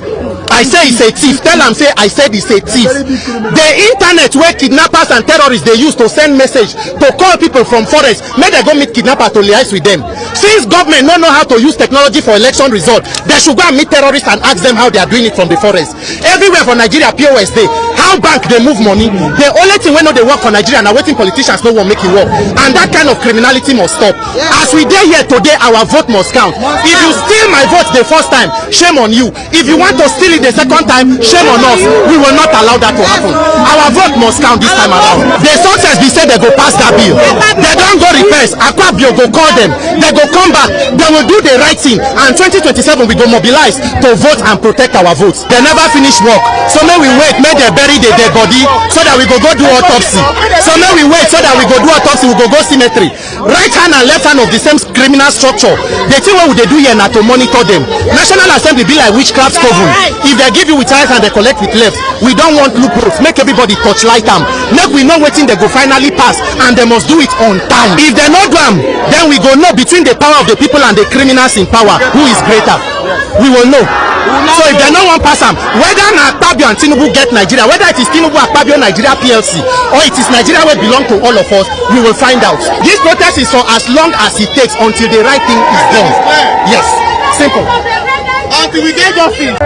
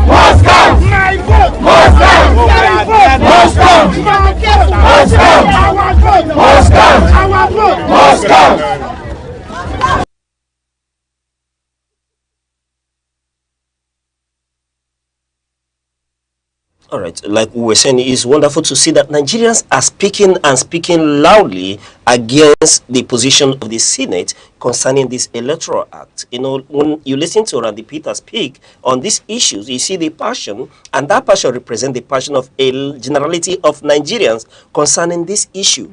In 2023, this is a nation that witnessed glitch. We were told there was a glitch. Until to this day, beyond the dictionary, nobody has been able to explain what the glitch is. Yes. Where did we have the glitch from? And if one wants to play the devil's advocate, for instance, and take the side of the Senate president, who is, though he has said there's still an opportunity, a harmonization between the House of Rep and the Senate, then that this whole transmission in real life could still happen. But Nigerians don't want to take chances. But if one really wants to play that devil's advocate and ask, what if the rural communities, how are we going to, and if there is a breakdown in a network breakdown or technological issues, you know, you heard the Peter answer that question. Yes, there's no community in Nigeria where they do not do POS transaction or banks. So if we do these things, then it can happen. We can achieve that. And though when you listen to him, he said that everything can work on that. What doesn't work in Nigeria is what the politicians don't want to work. And this is the position of most Nigerians regarding this issue. Yeah. At least these are issues, these are the ones who can change at this point in time, who can effect this very change at this time to see that our election have a semblance of credibility. We know that the politicians are like cats with 9 lives. When you get them from one angle, they devise other means to, you know, go at it. We start from yes, angle. There was a time we was ballot snatching. Yeah. The nations were like war in Nigeria, and then we'll go to a place where it wasn't an all-out war. We'll now begin to see what resembles a semblance of civility.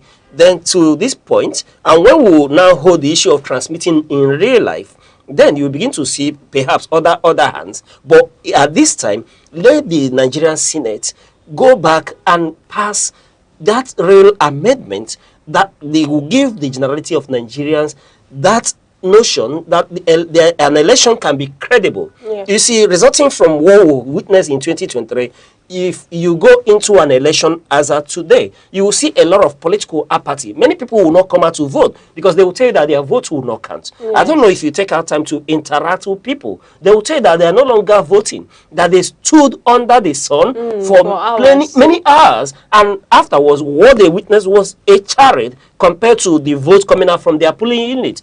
As such, they are no longer willing to participate in that, in taking part in their civic responsibility.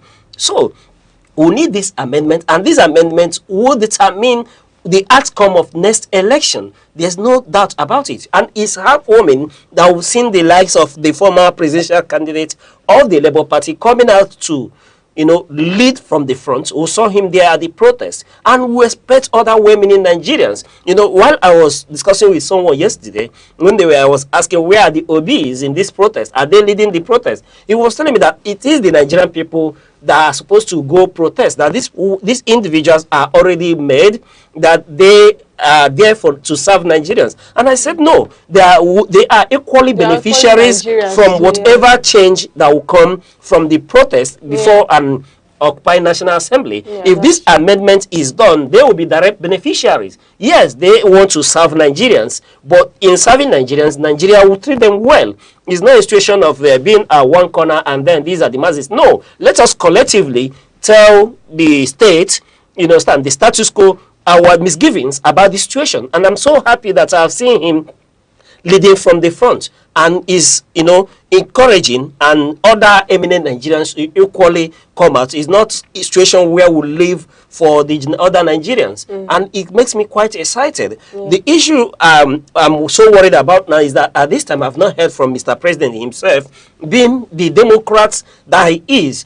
Because I know in the past, I knew the position he took on democratic issues. Today, he's a direct beneficiary of that system, and he is in government. He stands a chance to call the Senate to order. Let them do the right thing for the sake of democracy, and the democracy we'll talk about will outlive the rest of us. None of us will be here forever. So we need to bequeath our children a system that works, a system that will see to it that their succession plan over the years is democratic and not a situation where we begin to pander to the whims and caprice of certain individual. I know that this president is a Democrat to the core. I was there at Ojota Park when the protest against the subsidy, when we organized the Occupy Nigeria, and I listened to him, at Ojota Park speaking, and that he's a true Democrat. And one is expected that the hour has come, irrespective of position, that Nigeria should unify, like P2B has come to,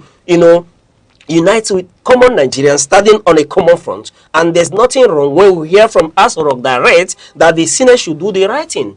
Each transmission of results will favor every well-meaning Nigerians that is capable of going to their people and ask for their vote. And if your people see you as being worthy and fit to lead them, then they will give you their vote, except you have skeleton in your cupboard, except you do not want to, stand on the credibility of a free and fair election to represent your people. That's when you begin to rigmarole about this issue.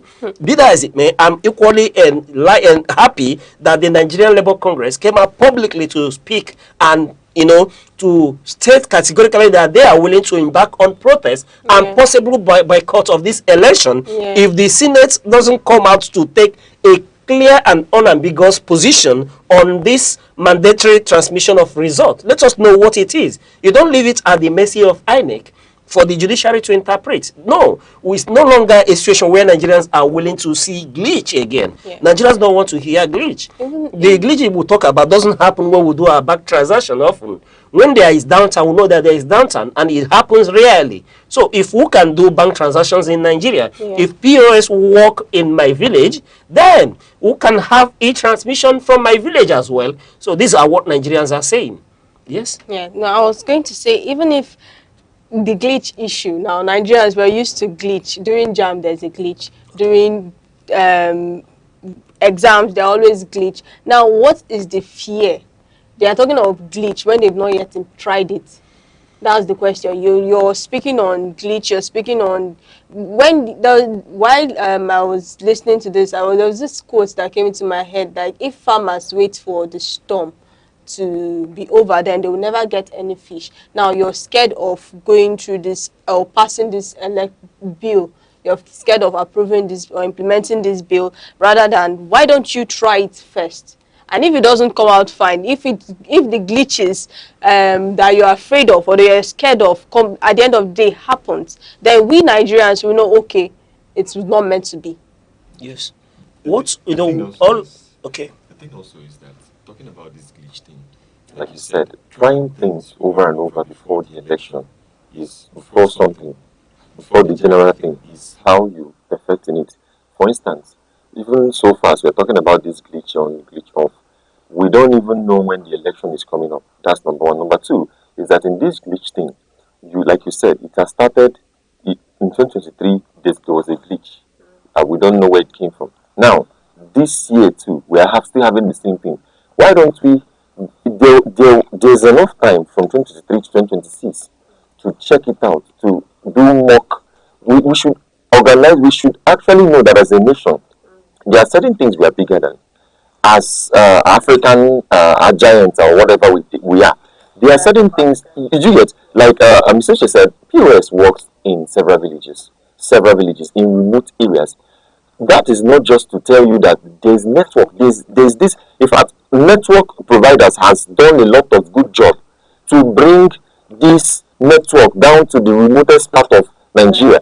And even when they use canoe to pass, there's network there because there's POS. So why are we talking about glitch? What about your phone? My phone, you see. So why are we talking about glitch in 2026? Why are we talking about? Why are we now? Why is the Senate trying to? Why are they trying to sideline that particular thing? Because now I'm not talking about how the election will come out or whatever. We want to see this. Nigerians, the world in Nigeria want to see that we are even making advancement in tech. That is something that I have seen. We are old that all the companies, all the programs, summits that Nigeria participates in is not in vain.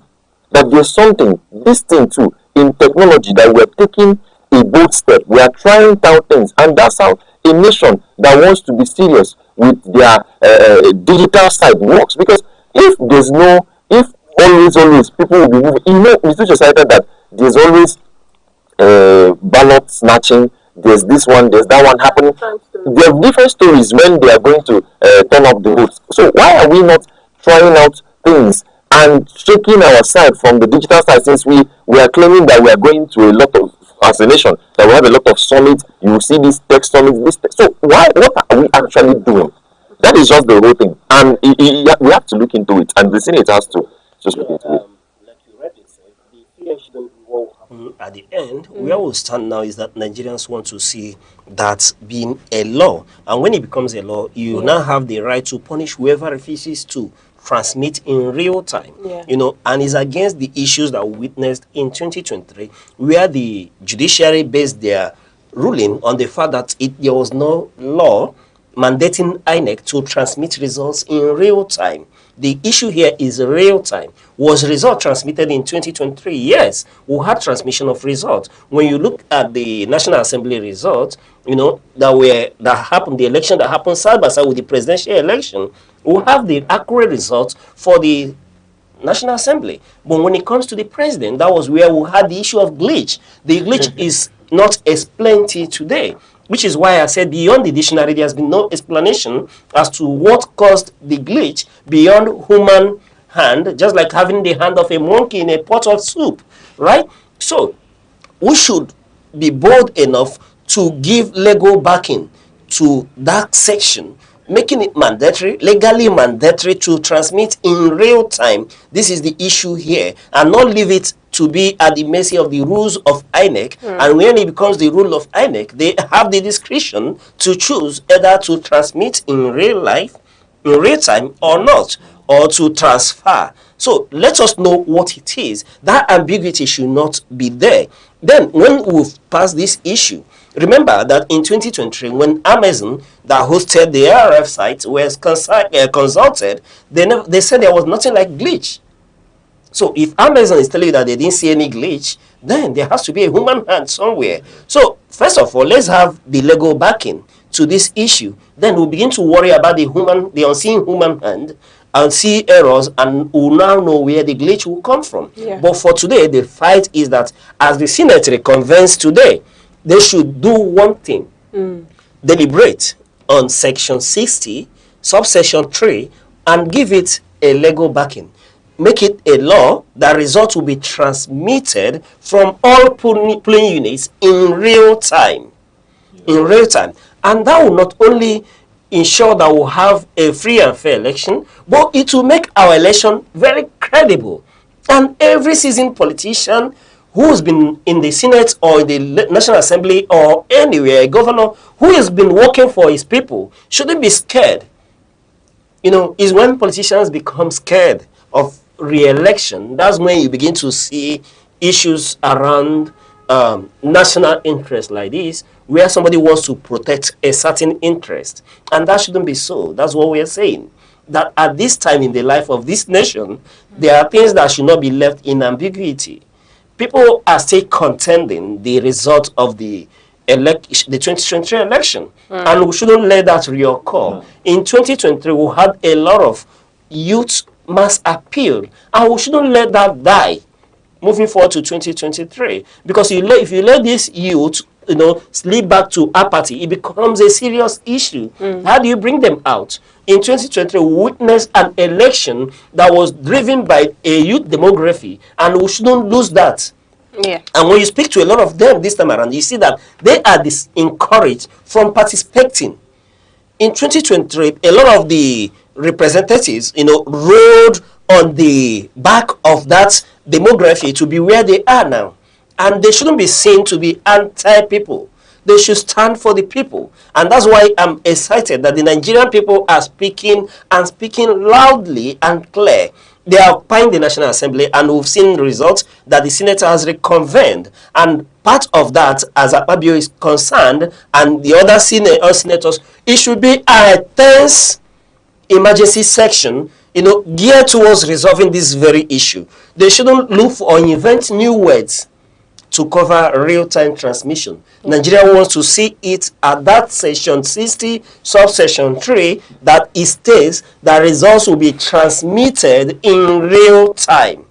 It's a beautiful amendment when you read it. When you go through the amendment, it is so beautiful. Even bringing down the number of days for litigation, the number of days where you have to replace a candidate and all that. Very beautiful. The only thing that spoils it, just like when you see a beautiful girl, a very pretty girl, good for marriage, and then you go and bring this bag, they use this sack of beans bag to make clothes for the pretty lady. What will you expect? It becomes, nobody will want to take a look at her. You understand? So if something is beautiful, let it be beautiful up and down. And that's what it is. If you've made a beautiful soup, and then you went to take a dirty water to, put inside it, the soup nobody will want to feast from it. So let them correct that anomaly, and it becomes that beautiful bride that everybody will not forget the 10th assembly for what they've done. So as they meet today, we encourage them to be bold, to be nationalistic in approach, present the interests of Nigeria before their self-interest, and see to it that this right thing is done. It will favor not just them, but the children yet unborn. All right, thank you very much for that. Now moving over to our next paper for today, coming from The Nation paper, where The Nation headline says, Tinubu, we will defeat this unacceptable terrorism banditry. Now, President Bola Ahmed Tinubu has reassured Nigerians that his administration remains firmly committed to crushing terrorism and banditry across the country. Speaking amid renewed security concerns, the president described the violence as unacceptable and vowed that security agencies are being strengthened with better coordination, intelligence, and equipment. The message from the presidency this morning is clear that the fight against insecurity is far from over, and government says it will not back down. Mr. Aucha, I would like to know your own take on this. All right. When one sees this headline and Mr. President speaking so tough, it's quite understandable. There's nothing else you expect from Mr. President to do. And when it comes to this whole issue, I've always taken a certain position. Yeah. You know that it didn't start from his administration. No, it didn't. It's something we've witnessed from as early way back as 2000. We've seen this insurgency. Yeah. You understand? We've seen banditry, we've seen terrorism, and it escalated pre-2015, culminating to what we are witnessing today. However, one thing that is knowing that is that the buck stops on Mr. President's table. You understand? And that's why a number of times we look at him for direction. But one thing is that this president has shown clearly that he is bold, he is courageous, he is not one to shy away from giving direction on this issue. Do you remember that at the time when he was supposed to embark on international summits in South Africa, he had to cancel that, to remain behind, to lead from front and see to it that the kidnapped victims from Katsina, Kwara, that they were returned. He chaired leading from the front, canceling every engagement, remained in Nigeria. And that is quite commendable. And given the situation that we've witnessed again in the community where they've come to, they maimed in Uworo community, where, community, the villagers were maimed, people were killed, they called for prayer, luring people to come out for prayer, wanting to indoctrinate them into a violent Islamic belief. The people rejecting that, they came against, they mowed people down in their community. And this president equally has, dispatched a battalion to go to the aid of this community and the state as a whole. We've seen equally that the IG of police, under the command of Mr. President, has equally dispatched a special task force to see to it that there's no reoccurrence of such. And we've seen the Operation Savannah Shield that's been instituted as regards these insurgents that we are witnessing, and a collaboration with the government of the United States of America. We saw that there was a meeting between Nigeria and the leadership of the AFRICOM situated in Ghana. That speaks to that boldness from Mr. President. Given a number of times, a lot of critique had come out to say, why are we allowing the U.S., come into, invade our sovereignty by coming to lead that onslaught or the strike in Sokoto State? But this president has been bold to tell us that there is action, and as a result of collaboration with the United States government. Be that as it may, what one will not shy away from speaking is that this shouldn't be rhetorics, that these words should be meant with action.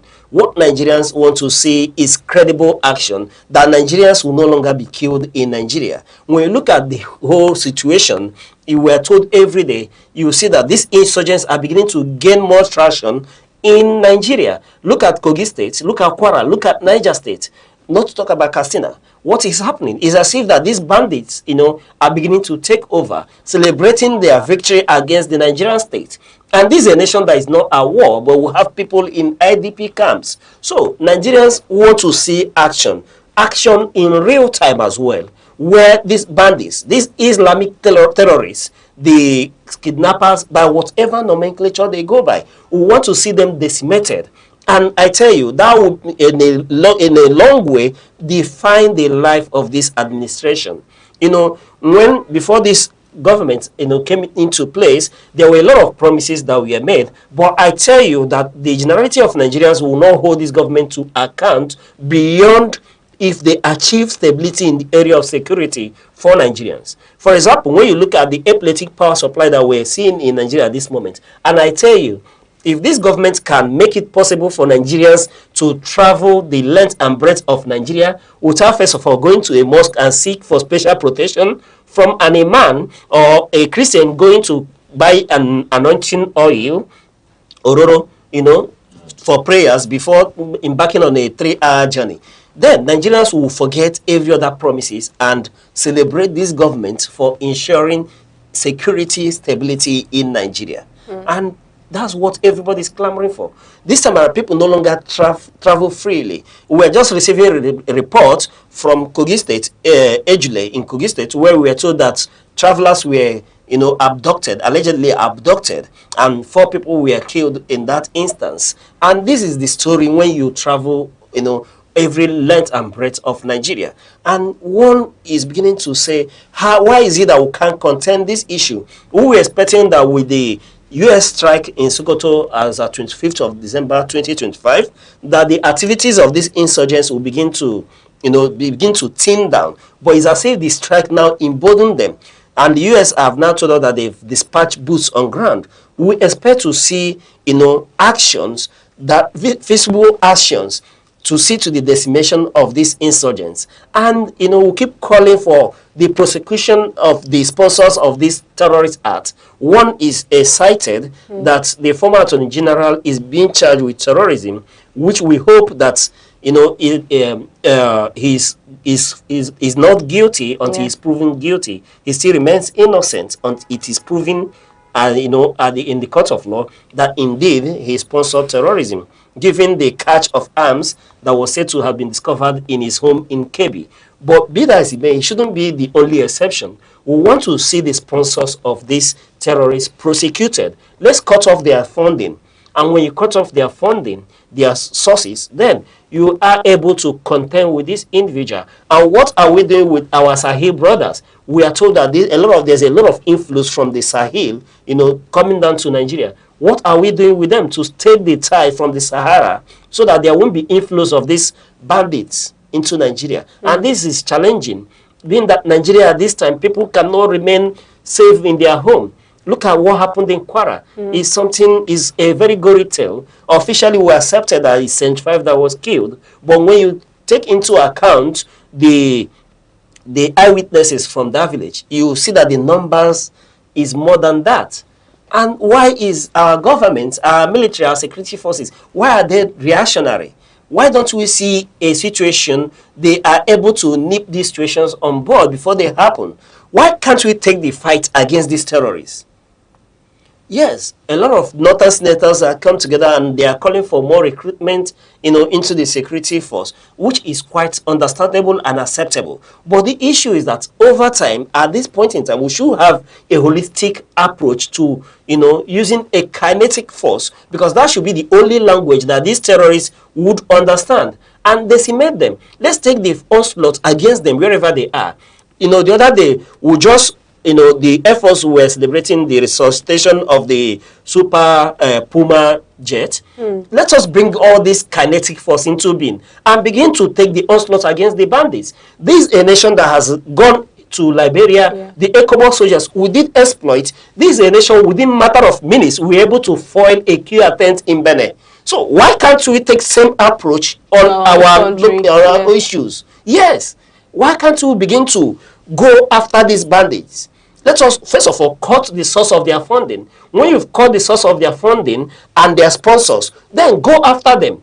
Let's begin to, it's no longer an issue where the president gives directives or we see beautiful speeches in front of television. No, we want to see the way they've decimated our citizens, the way we see the corpse of our citizens lying, lying fallow like dead chicken. That's how Nigerians want to see these terrorists, these bandits, decimated. What are they looking for? We've given them the latitude to negotiate, and it doesn't seem to solve the problem. If the carrot has not solved the issue, let us apply total kinetic force. If this nation, as at 1960 to 1970s, was able to cut off food supply to the Biafran when we fought that war, when the nation was still in darkness, then in this time and tide, we should be able to cut off supplies to these bandits. Where do they get their supplies from? These are the issues. Are we telling me that despite the humongous amount we voted for security, that our security agencies are no longer functional? No, I refuse to agree to that. We have a very, very security network, intelligence network, one among the best in Africa. They can work, but the challenge is what is hindering them from working. I know men and women who have given their life to this fight, so we shouldn't let all that be in vain. And I still agitate that we should have a holistic approach to this issue, because one is disencouraged when the tunes coming out from Katsina is different from what is coming out from the center. Yeah. There should be a holistic approach, a generalized onslaught against the insurgents wherever they are found, either from Meduguri or Kwara or wherever. And as we are speaking, people in Osun, neighboring this whole subdued state, are equally scared of what may be at any point in time. So let us come together. Let's convene a security conference where we tell ourselves the truth. We can surmount this situation. What we are witnessing is not just a situation of, we call it herdsmen farmers clashes. It's gone beyond herdsmen farmers clashes. It's gone beyond kidnapping and all that. What we are witnessing is a different onslaught against the Nigerian state. We've seen ISIS and ISWAP, forming alliances in Nigeria. So until we holistically harness these treaties that we go into with countries like Turkey, the US, and all that, and see that we solve this situation before we go into 2027 general election, it will still leave more to be desired. That Nigerians are being killed every morning. When you wake up and you go to the front page of a newspaper, you see a new reportage about the killings in Nigeria. It becomes so worrisome. And we are said not to be at war, while our citizens are living in IDP camps. And we'll talk about what? What kind of development will you have in such a country? What else would work if you do not have security? We'll keep speaking to the economy being the way it is. How would you have development? How will investors come into your country if you cannot guarantee security? How can farmers go to the farm if you do not have security? So those are the issues. We need to sit down and harmonize these things. And until then, we can't begin to move forward as a nation. You will not expect to have food security if you do not ensure security of life and property. You cannot ensure foreign investors or even local investors will begin to take away their hard-earned investment from Nigeria if we do not deal with security issues.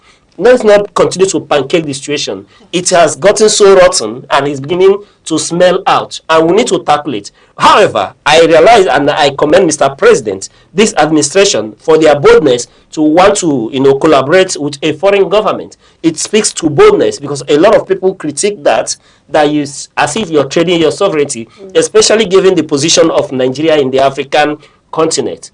But he has shown boldness, he has shown courage. And I do realize that while the buck stops on his table, that it didn't start from his administration. But today, he's the one we know as our president. And he's the one who will continue to cry to. But they should see that this issue is resolved. It is surmountable. We can surmount it. Yes, I know our soldiers who've been up and about. We've gone to Liberia. We remember the ECOMOG, all the peacekeeping places we've gone to. We were able to bring peace in those areas. We can bring peace in our own territory. We should be able to, even if it's a jihadist, we should be able to confront them, fight them, take them out so that people can practice their faith in peace. This situation is affecting the generality of Nigerians. It's no longer time to say the Christian, the Muslims. Human life is sacrosanct, wherever it is. And we should see that we protect the life of our citizens. All right, thank you very much for that. Now moving over to our next paper for today, coming from the Vanguard. And the Vanguard headline, below the Vanguard headline says, Nigeria will continue borrowing to fund 25.91 trillion naira budget deficit, says Senate. And Nigeria Senate has revealed that the federal government will continue to rely on borrowing to finance the country's massive 25.91 trillion naira budget deficit. According to lawmakers, the current revenue profile of the country is not sufficient to meet growing expenditure needs, making borrowing unavoidable for now. However, the Senate has also drawn a clear line. The National Assembly says it will no longer approve endless budget rollovers and subsidies without strong justification.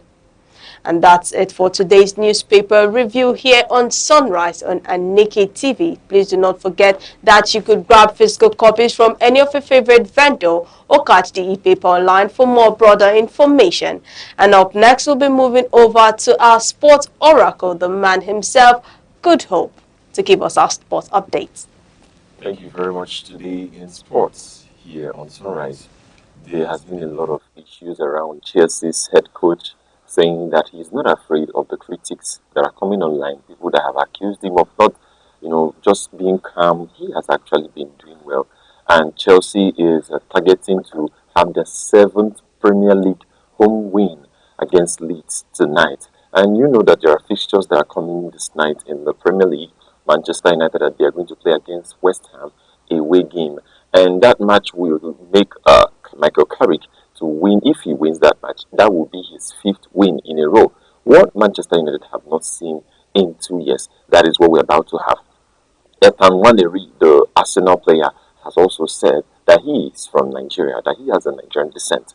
He said this when he was being interviewed by J.org, where he has given that assertion that Nigeria has something in him. He said that he is from this part of Africa, of course, that he's from Nigeria, because he has seen how it is and he has actually understood how life and other things work. So he was not born in Nigeria, he was born overseas. And he went from Arsenal to Olympic Marseille, where he is, where he has played 4 games. He has given 4 assists and he has scored just 1 goal to start off his loan spell. He played for Arsenal, but I have told you before that the wing he played was the wing Bukayo Saka was playing, and also the wing that Donny Madueke plays now. So he's 18 years old, of course, so he's very young. He was sent to Olympic Marseille to go and get himself together, and so that he can come back and have a wonderful time playing for Arsenal. Still on that Mexican, the World Cup is about to take place just in this 2026, and robot dogs have been deployed, have been built to help the Mexican police at World Cup 2026. Robot dogs have been built to help the Mexican police in 2026 World Cup. As World Cup is coming up, these are the things. The whole thing, the whole program is being advanced, and there are many other things that are coming. Just like this robot dog that was built last time in the World Cup, it was a chip in the ball that beeps to the ref that the ball has gone over the lines, or let's say there's this playing and it goes to throwing, or it goes offside, or just something. Now we are having a robot dog for the World Cup. I can say kudos to FIFA for that advancement they are actually making so far. Now, still in the news, we're talking about now the Super Eagles striker Victor Osimhen. Eric Chelet, the head coach of Super Eagles, has come out to say that our own Victor Osimhen played the AFCON with hamstring injury. He made this known yesterday while commending the Nigerian striker for his effort so far in ensuring that Super Eagles, that they clinch to the top place after their failure to win Morocco in a penalty shootout. That particular night that got all Nigerians, most of Nigerians awake till 12. Well, I'm telling you right now that has been what happened. It just, if he did not say it, nobody would have known. Of course, Richelle himself has also praised Victor Osimhen for being an inspiration to him, because he actually he told him a lot of things, and one of the things that he noted, that he said, you used to be a small coach, now you're a big coach. And Victor Osimhen also has to commend Erichelle. Looking at Erichelle's record so far, like I told you, he has actually lost 2 games since he became Nigeria's head coach. He has actually lost 2 games. One just in a normal game, and the other one in a penalty shootout against Morocco. And he has been in the office for more than 1 year, not even 2 years. So we are looking at the positive side. And Super Eagles players have also come out to say that they want Eric Chelle to remain the head coach of the Super Eagles, looking at his progress and how he gathers the team and what he's actually doing so far. It is said also in the news that late UK-based Nigerian footballer Adeniji, his burial is today. And still on the news, Lukman is positive after first Atletico defeat. Lukman is very positive that there will be signs. When we talk about there will be signs, he's talking about that there will be a lot of progress when, just like the match they lost. So there will be a lot of progress after he faced his first defeat in his new club, that's Atletico Madrid. He scored on his debut day and had made an assist. That took them to the next stage of the Copa del Rey. But right now, they are struggling and scrambling for the top 5 in the La Liga games. Of course, you will see that Lukman is so positive to make a mark in the new team where he has found himself. And also, we're still talking about sports. We're talking about when he finishes 5th at Madrid World Tour, and he finishes 5th at Madrid World Tour. This is actually one of the things that happens a lot of times. And just moving on from that in the Quincy story, we're going on to F1. The F1, what is happening in Formula One? Formula One is going to resume from March 6th to March 8th, and is going to kick off with one of the best Australian GP. It's going to kick off from March 6th to March 8th, and it's going to be something that you have to stay tuned to watch. Of course, teams and several of them have started releasing their livery, their cars, their rights for the competition, and you would actually see that there is a lot of things that they are ready. Lando Norris of the one who won the F1 game, one who took the F1 trophy, he is ready for this season. And one of the things that we have seen that they have done is that they branded him Monster. They collaborated with Monster. I'm talking about this guy that had the F1 trophy, the Formula One trophy, just last season. He had to beat Max Verstappen, who has won it 4 times in a row, and also he has to beat Lewis Hamilton. Lewis Hamilton had to beat these people so that he can clinch to the next level of the Formula One. Now, still on Formula One, we're talking about these people releasing, these teams releasing their cars. You can see the one of Mercedes, George Russell, and Kimi Antonelli. They are ready for the season. And with other people, Lewis Hamilton driving for a Ferrari, and we are also having the Cadillac, and we are also having the Red Bull. And Red Bull is one of the teams that are doing well in Formula One, where you have Max Verstappen being featuring so much in the team, and we are actually seeing how it is going. So thank you very much, and we're going to see how it is as we commence our time in sports again. Thank you very much. Thank you for that sports update. But before we get to this segment, let me ask you, as if you're a medical doctor and you happen to be kidnapped, but while on duty you now see your abductors, how will you do? Will you treat them? Yes. Yeah. Will you treat the abductors? I will. You will? Are you sure you will? To keep them alive, so that they can. Are you sure you will treat them? No, I will. Of course. It's just simple. I will treat them to keep them alive to face the law. Okay. Okay. Yeah. All right. Would I kill them? What's the game? Why will I kill them?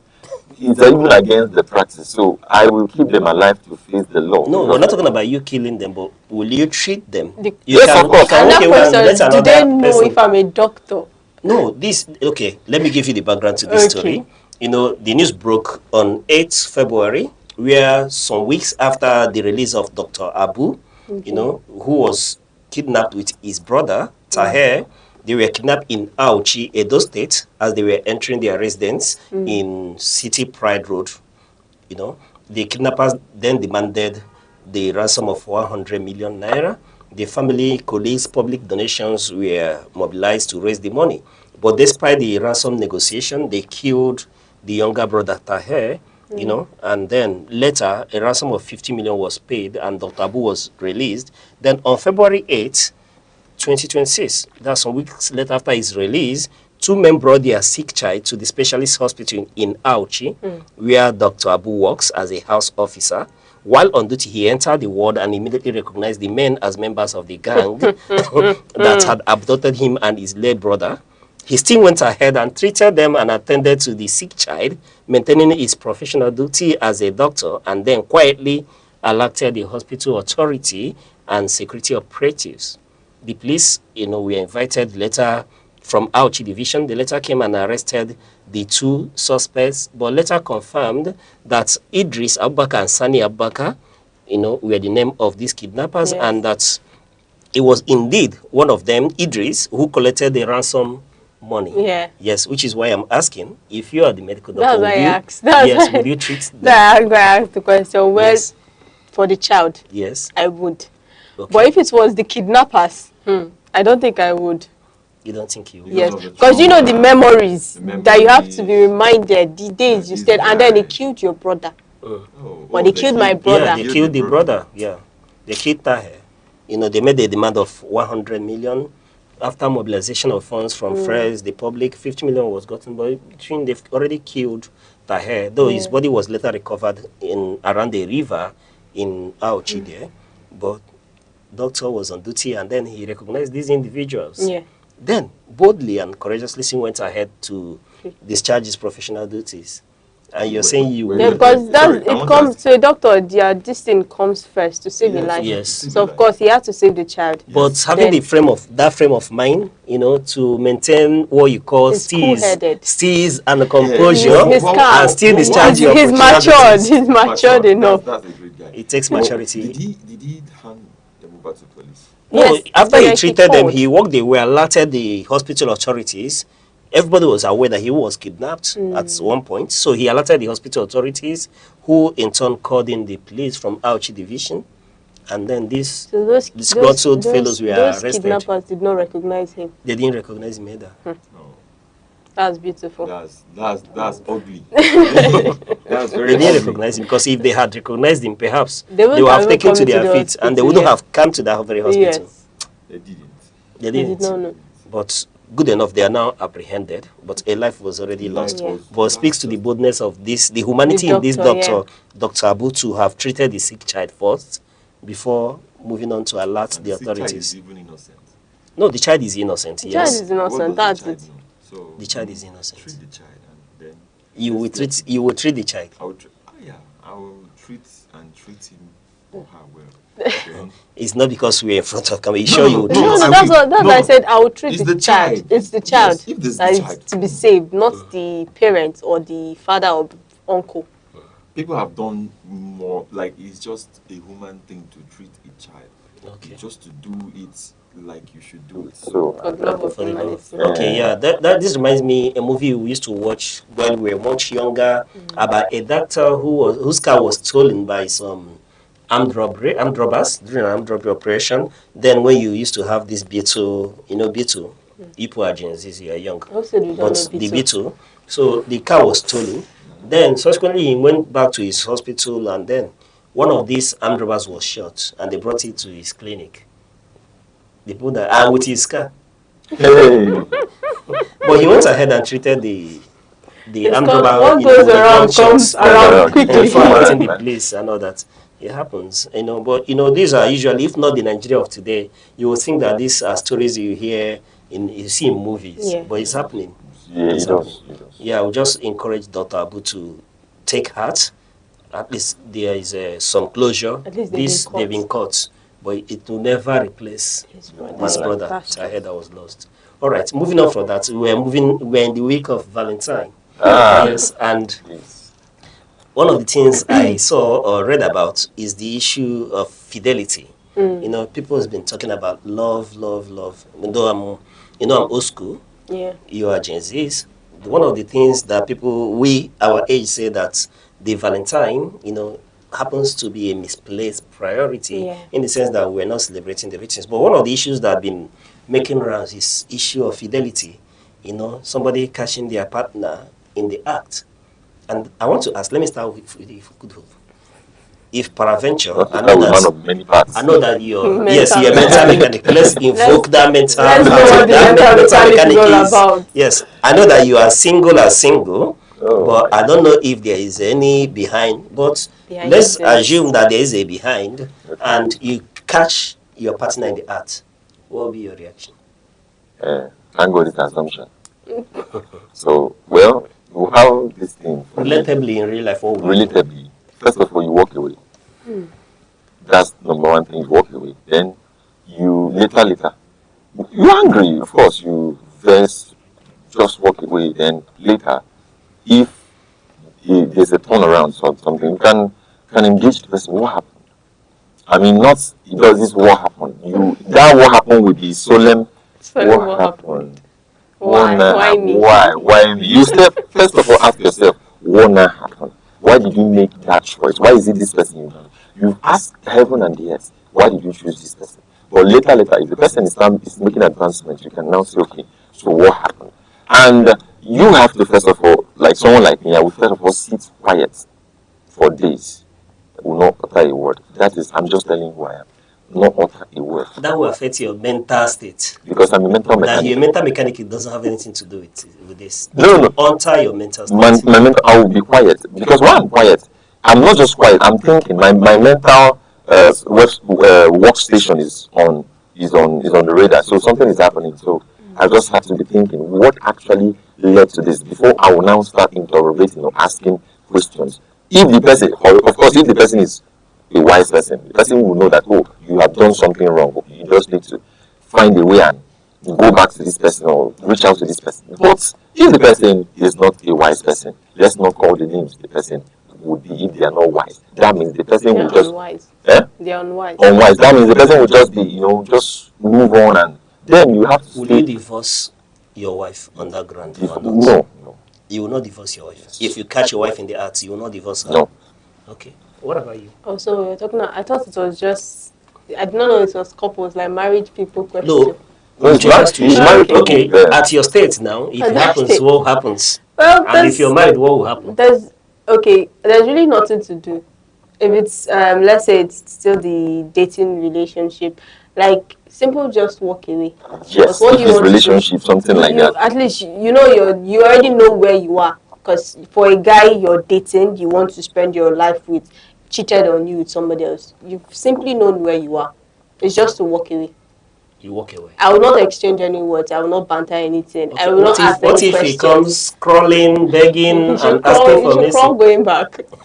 So there's no forgiveness there. There's nothing. This is relationship. No Valentine. Like this is no Valentine. This is relationship. Because you keep on being reminded, even if you're not reminded, you remind him now. There's this trust that will not be there anymore.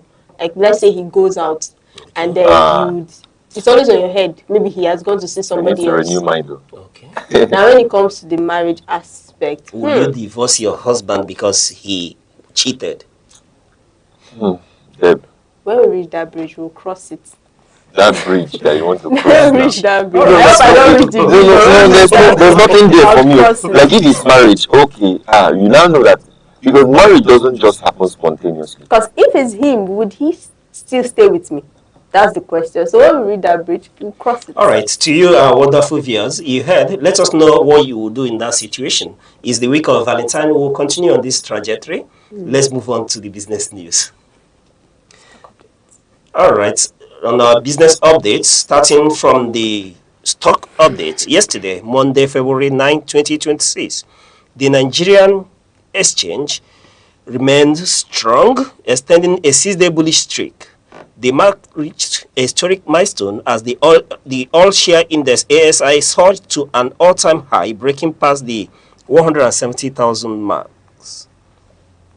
Looking at the market capitalization, which ended approximately at 111.6 trillion naira, in a volume and value that was where investors traded 775.05 million shares worth 27.86 billion naira across 65,906 deals.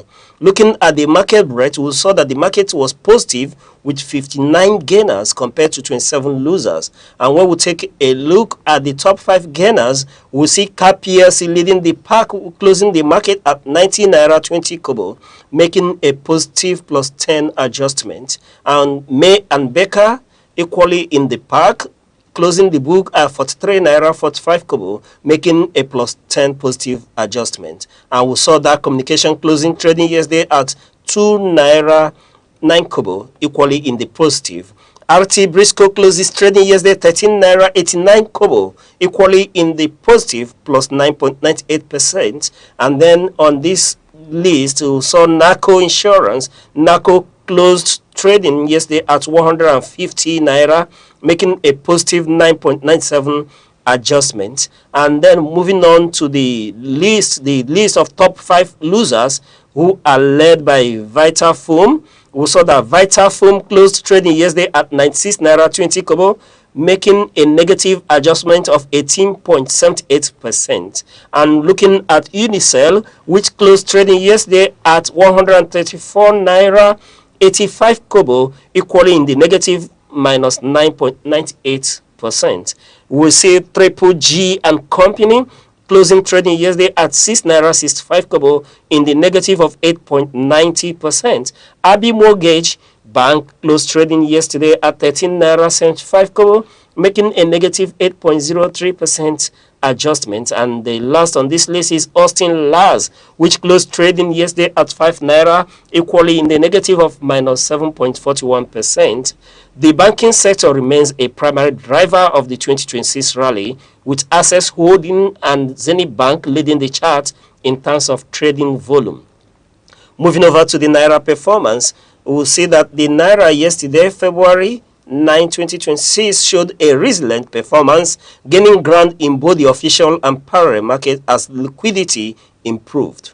The Naira opened the week on a positive note in the Nigerian foreign exchange market, closing at appreciated approximately to 1,363 naira 84 kobo against the dollar. And moving over to the informal markets, which mirrored this stability, with the naira strengthening slightly due to moderated demand from importers, who saw the buying rate yesterday at 1,450 naira as against the dollar, and selling rate at 1,460 naira against the dollar.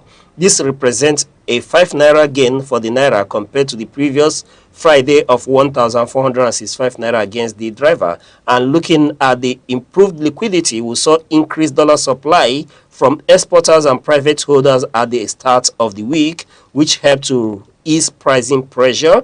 The CBN electronic foreign exchange matching system continued to narrow the gap between official and parallel markets. And looking at inflation and rates, we saw that with inflation holding at 15.15%, the monetary policy rate at 27%, the currency has found a relatively steady floor below the 1,400 naira mark in the official window. And that is it for the business update this morning. But you are advised that before you make any investment, please do consult a certified financial expert due to the volatility of the market. Thank you. All right, thank you very much for that. And this is where we'll call it a day on this edition of Sunrise here on Aneke TV. Please do not forget to reach out to us on YouTube or call our phone number 070-3043-7110. It's always a pleasure having you here on our show every morning. I am Deborah Umakuba. All right, Mr. Good Hope, the mental mechanic, the man of many parts, commissioner of enjoyment. They say commissioner of enjoyment with plenty money, and the sports oracle. It's a pleasure to have you here on Sunrise. Thank you very much. It's a pleasure too. And I pray Nigeria continue to treat you well. Yes. And I'm Uche Osai. Remember, you're not here to be average. Be unique. Keep watching Aneke TV. It will come your way same time tomorrow. Bye-bye.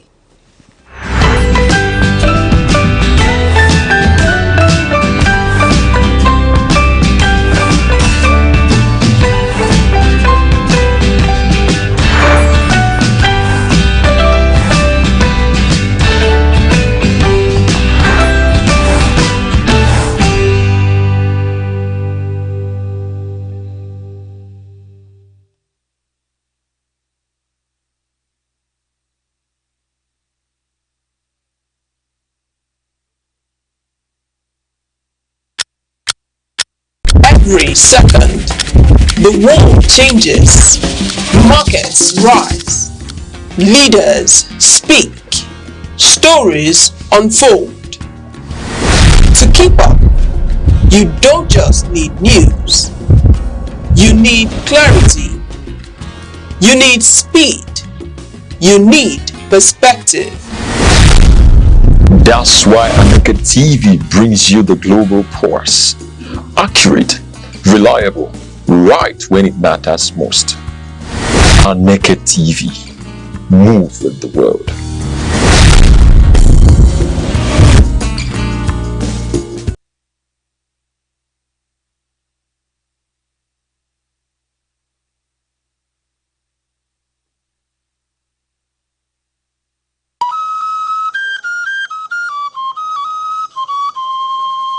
Need advert placements, coverage for events, or the latest news stories? Call 070-3043-7110 right now. Aneke TV, move with the world. My name is Dr. Emmanuel Ihechi Asonye.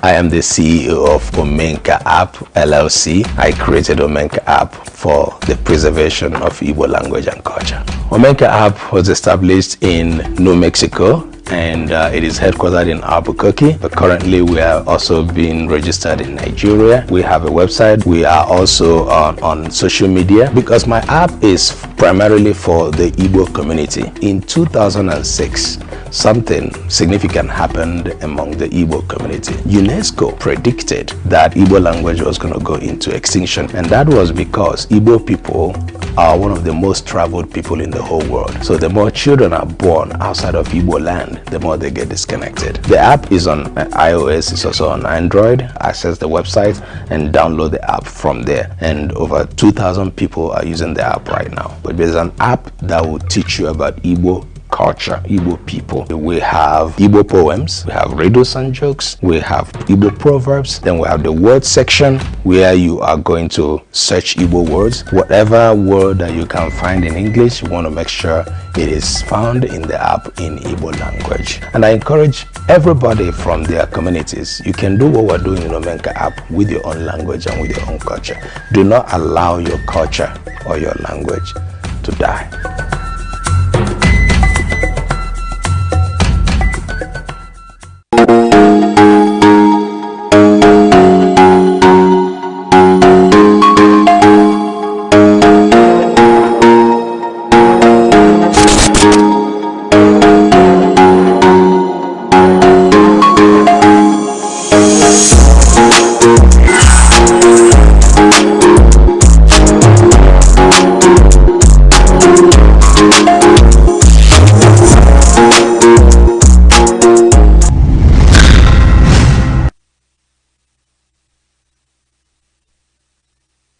Good morning, and thank you for joining us today on The Insight. We apologize for coming late today.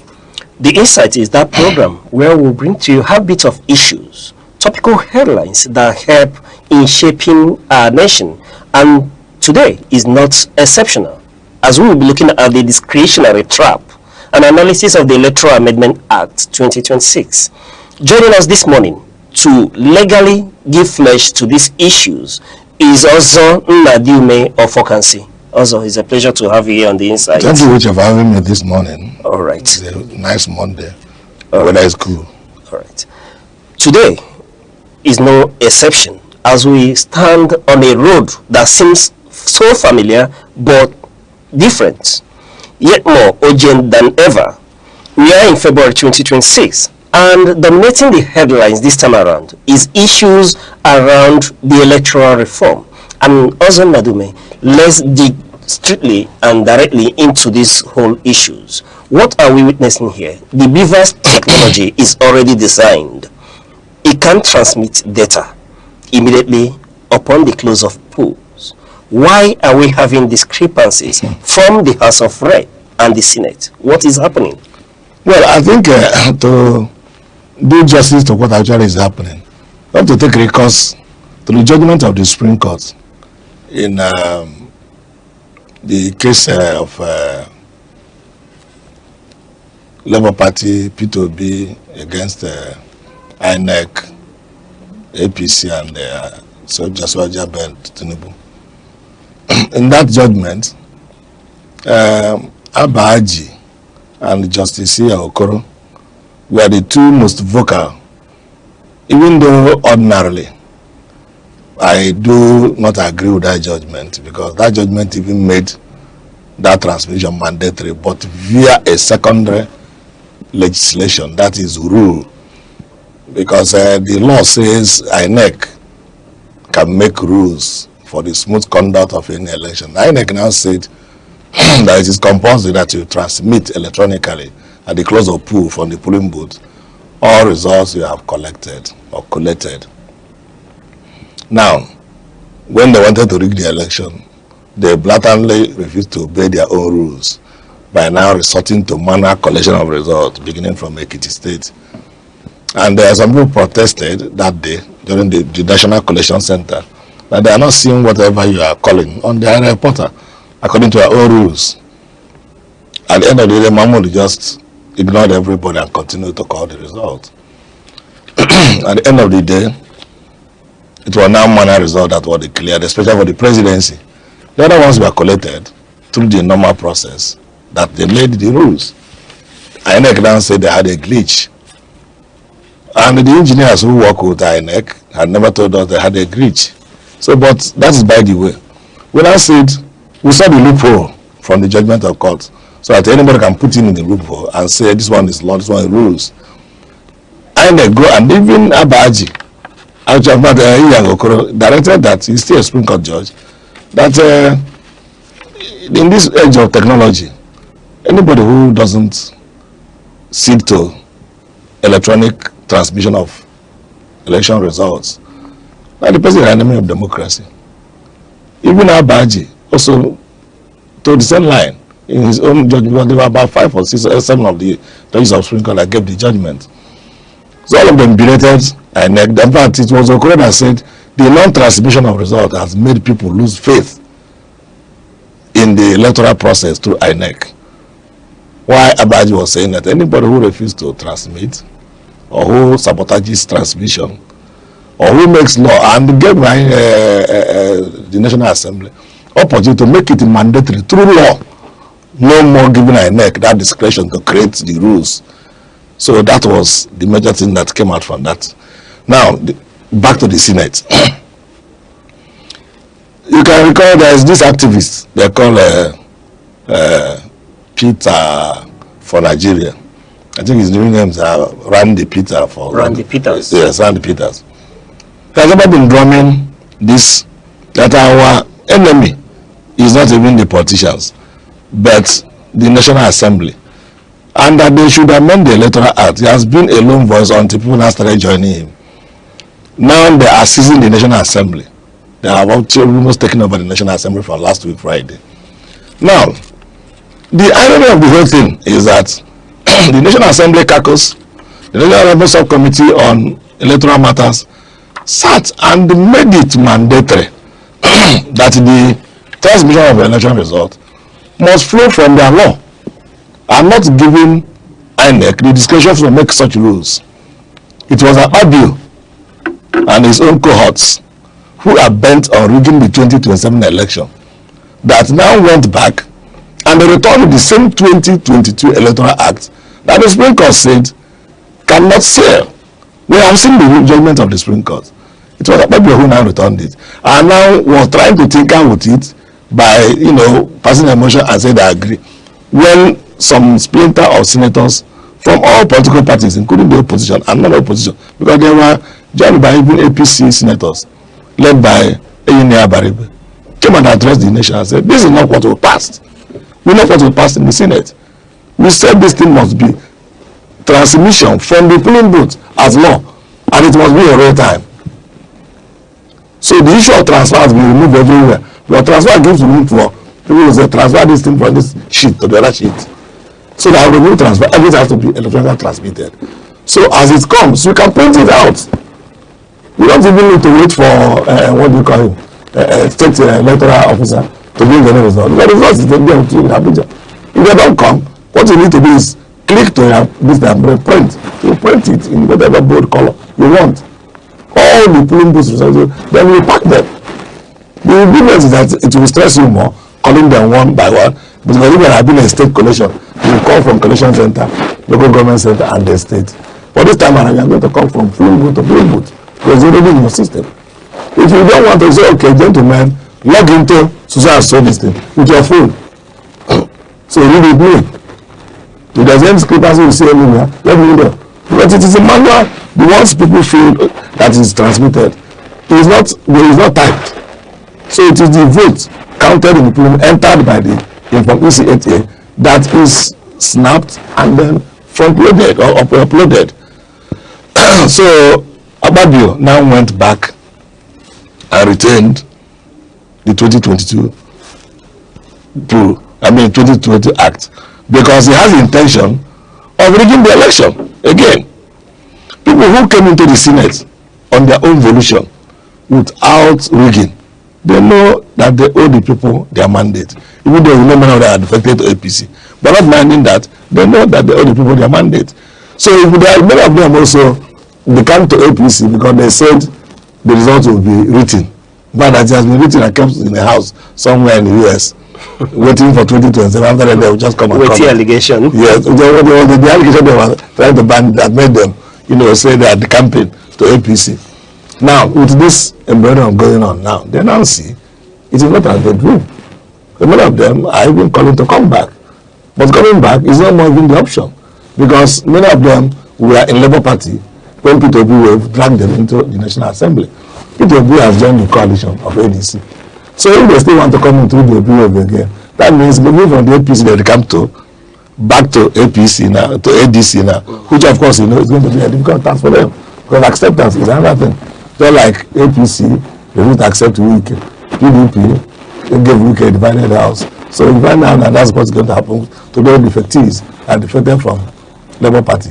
When they have been in Labour Party, that integrity could still have been high, because they will now say, I'm going back to where Peter B has now pegged tent, which is ADC, hopefully hoping that they will stay through the primaries.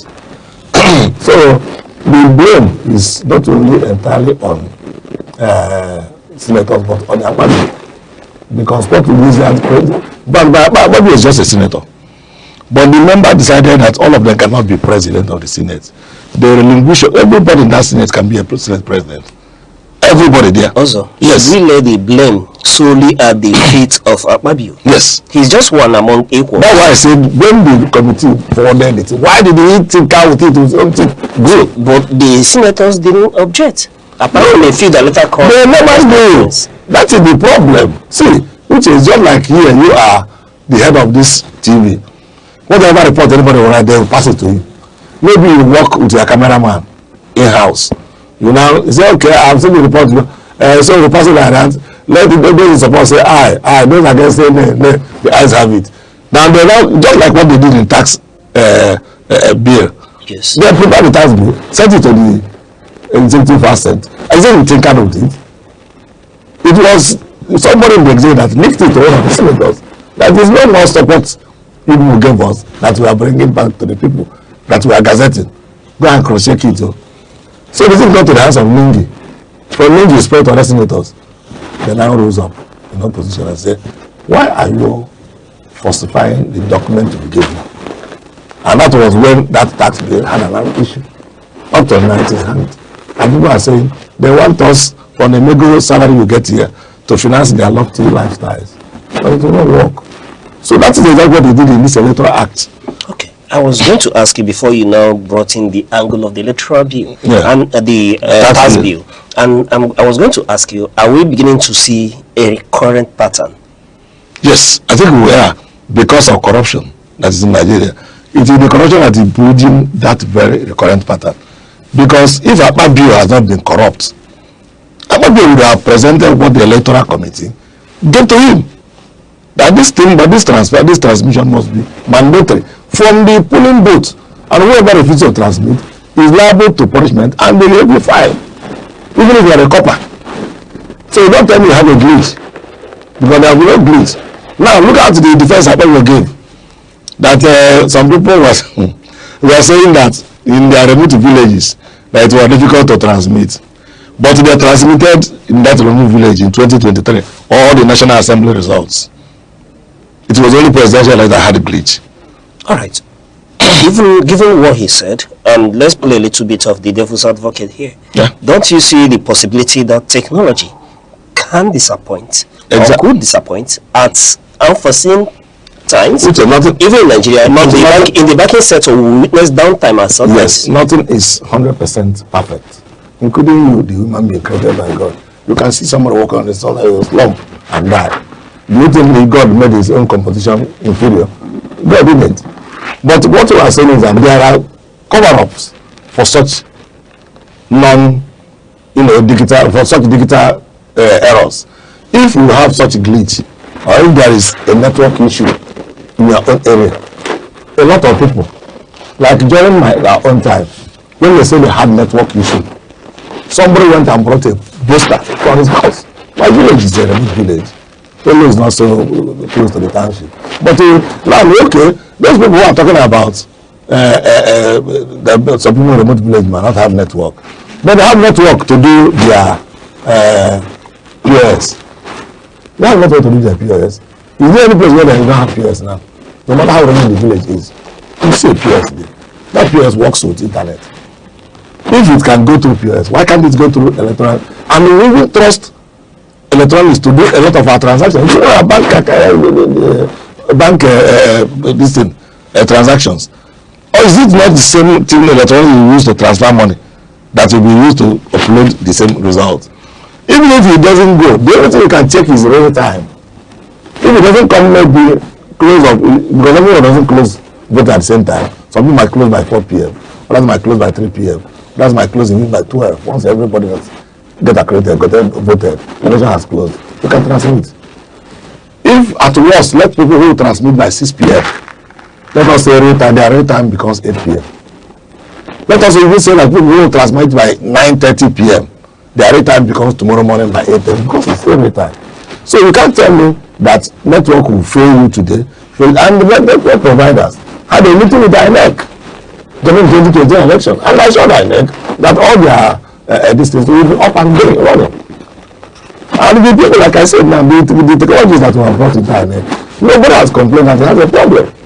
But the fear here may be that when you give the backing of law, which makes it mandatory to transmit in real time, that should there be a glitch, it may lead to cancellation of the entire process. Why is IPOB taking Panadol for the headache of Aneke? Has Aneke told him they cannot do it?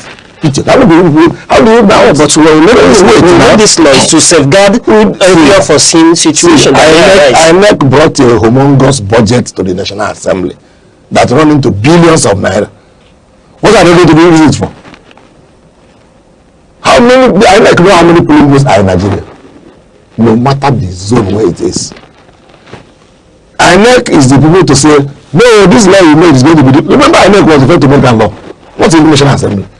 In their rules. So why are you taking Panadol for that?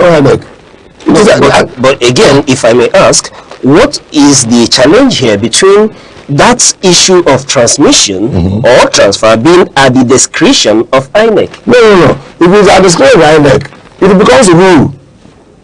And when there is a conflict between rule and law, the law takes precedence. That's what happened in the judgment. Okay. Because INEC now made rules for the transmission. It's not law. It's not like fundamental rights. Everyone has a fundamental right. But the law has given them the power to equally make rules. That's why I say I don't agree with that. Remember when I was opening my speech, I said I don't even agree with that judgment. Because that law gave them power to make that rule. So that rule is part of that section of the law that gave them the power to make the rule. But they have given their judgment in the last court of the land. I don't need to debate it further. But I'm saying that I personally, as a lawyer, don't agree with the Supreme Court judgment. Because that rule INEC made is part of the law.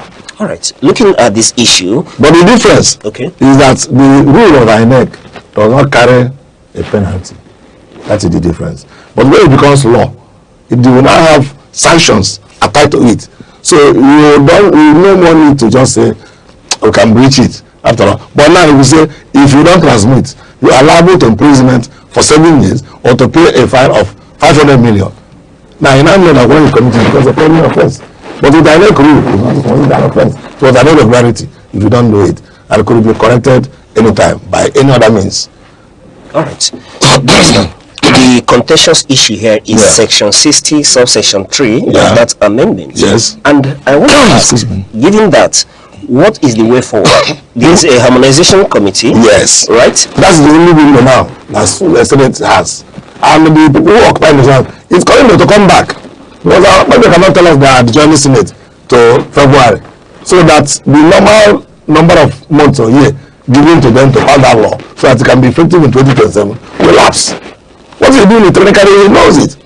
So he must have to reconvene the Senate today, tomorrow, and then get the harmonization committee to harmonize it, and then give the law now that to bring it and throw it to the public domain. Publish it in the European Gazette. Let both online newspapers and conventional newspapers have it.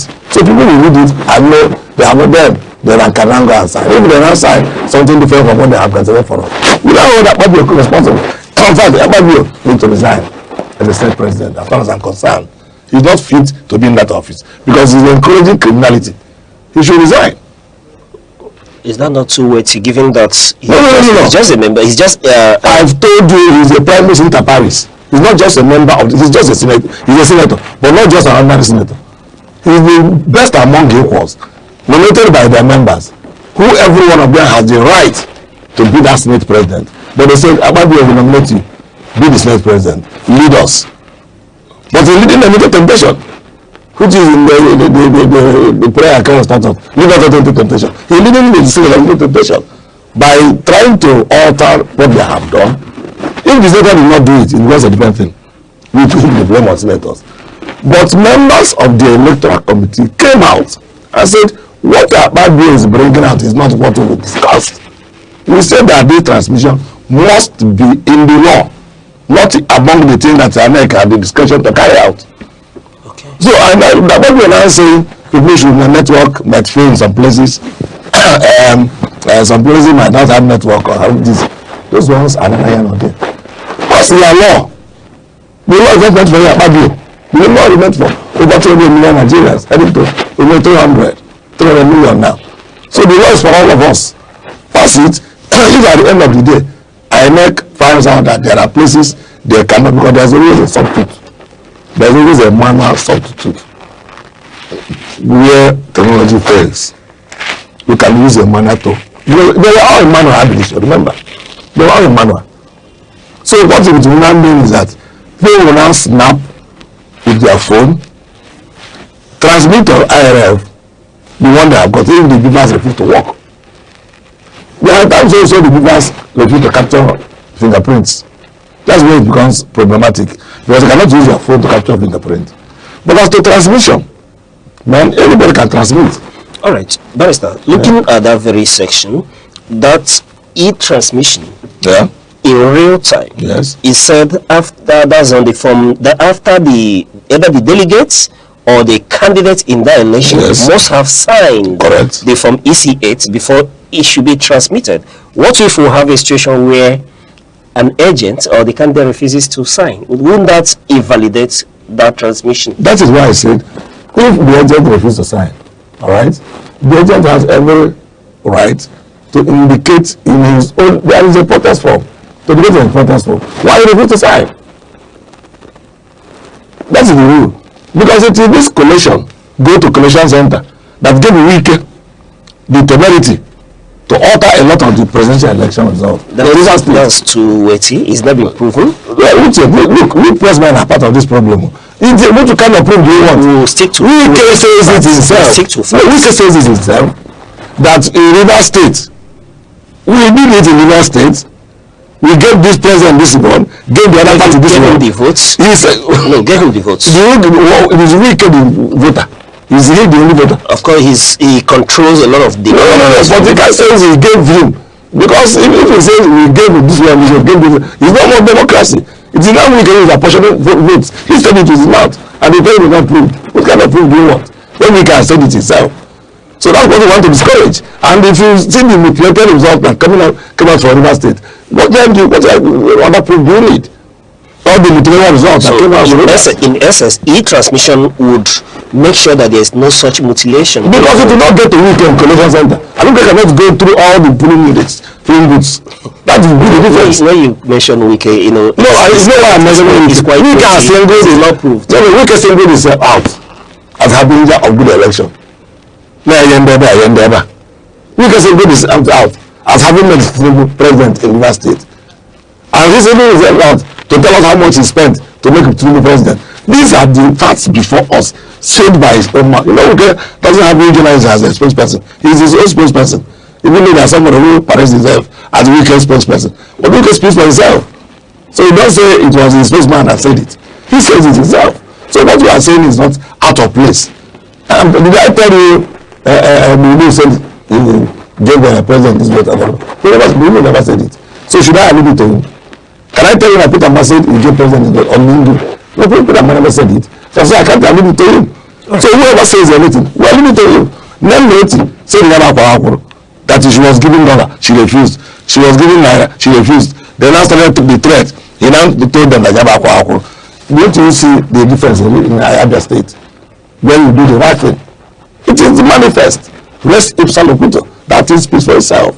If you do the right thing in an election, the very day Nigeria gets election correct, Africa will change. The very day Nigeria gets election correct? The very day Nigeria gets election result correct, right candidates who win the election goes into office, Africa will change overnight. Because Nigeria is almost half of the population of Africa.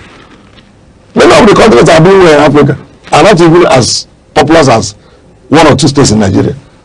Okay. Moving on to on this issue, we've heard the Labour speaking to occupying National Assembly. Yes. Going on protests. They are there already. We've seen civil organizations. I watched it this morning. There are three people. Given this scenario and the Senate will reconvene tomorrow. Yes. If their demands are not met, what other option do we have? We keep on occupying the National Assembly until our demands are met. I'm there in spirit with them. It is because of my time schedule anywhere. I could have been in budget as old as I am. I'll sit down there with them. But in all, despite the other good things in this amendment, it seems that this very clause is the only clause that would guarantee a credible, fair, and free election. If you cook a very delicious beans and rice, place it in a basin for the staff of this TV to come and enjoy, gulp down, maybe with soft drink surrounding it, then a lot of meat, and the aroma is transcending across Edinburgh Street here. Then you go and take toothpick, make us toothpick, go to the toilet and dip it there, and drop it on top of that rice. You know everybody will scatter. Nobody will remember it is a very delicious jollof rice. Unless mad man will come and eat it. So this one at here, girl that was placed sheets on top of it. No, I don't chop. That is what Ababu had done. Very beautiful work people did in the Senate. Not much amendment. The 2022 Act is virtually retained up to 80%. The amendment is not up to 20%. So why should you put the devil's alternative, devil's what do you call it? Why should you make that devil's hand inside that very act? You should have left it the way these people passed it. What does it take him? Besides which, why is he even interested in retaining the one Supreme Court said it is because the law, we have what we call precedent. What was decided yesterday cannot be changed today. Court will still go back to that thing that was decided yesterday. I said, this is our decision yesterday, we still by it. Now they condemned the 2022 Act and told you, you don't give Aneke leverage to do this thing on their own. You must make it the law. So it is not any one of the areas where you give Aneke chance to do what they like or design their own rules. Because rules has no sanctions following it. Rule is rule. When a rule that is defective anywhere, the rule, what you do when a rule is defective, if you treat it as irregularity, and then find a solution where you can correct it. All right. On this note, we'll go on a short break, and when we return, we'll continue to probe these issues around the Electoral Amendment Act 2026. Every second, the world changes, markets rise, leaders speak, stories unfold.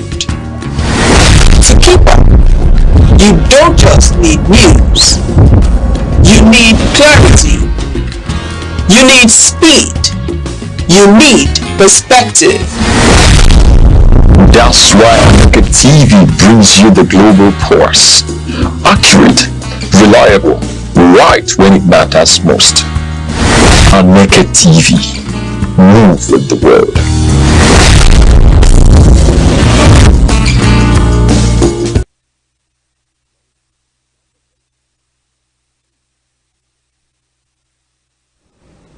Thank you for joining us, and if you're just joining us, we'll be speaking with Ozon Nadume Ofokansi. Ozon Nadume Ofokansi, a Lego luminary and one who prides himself as a farmer.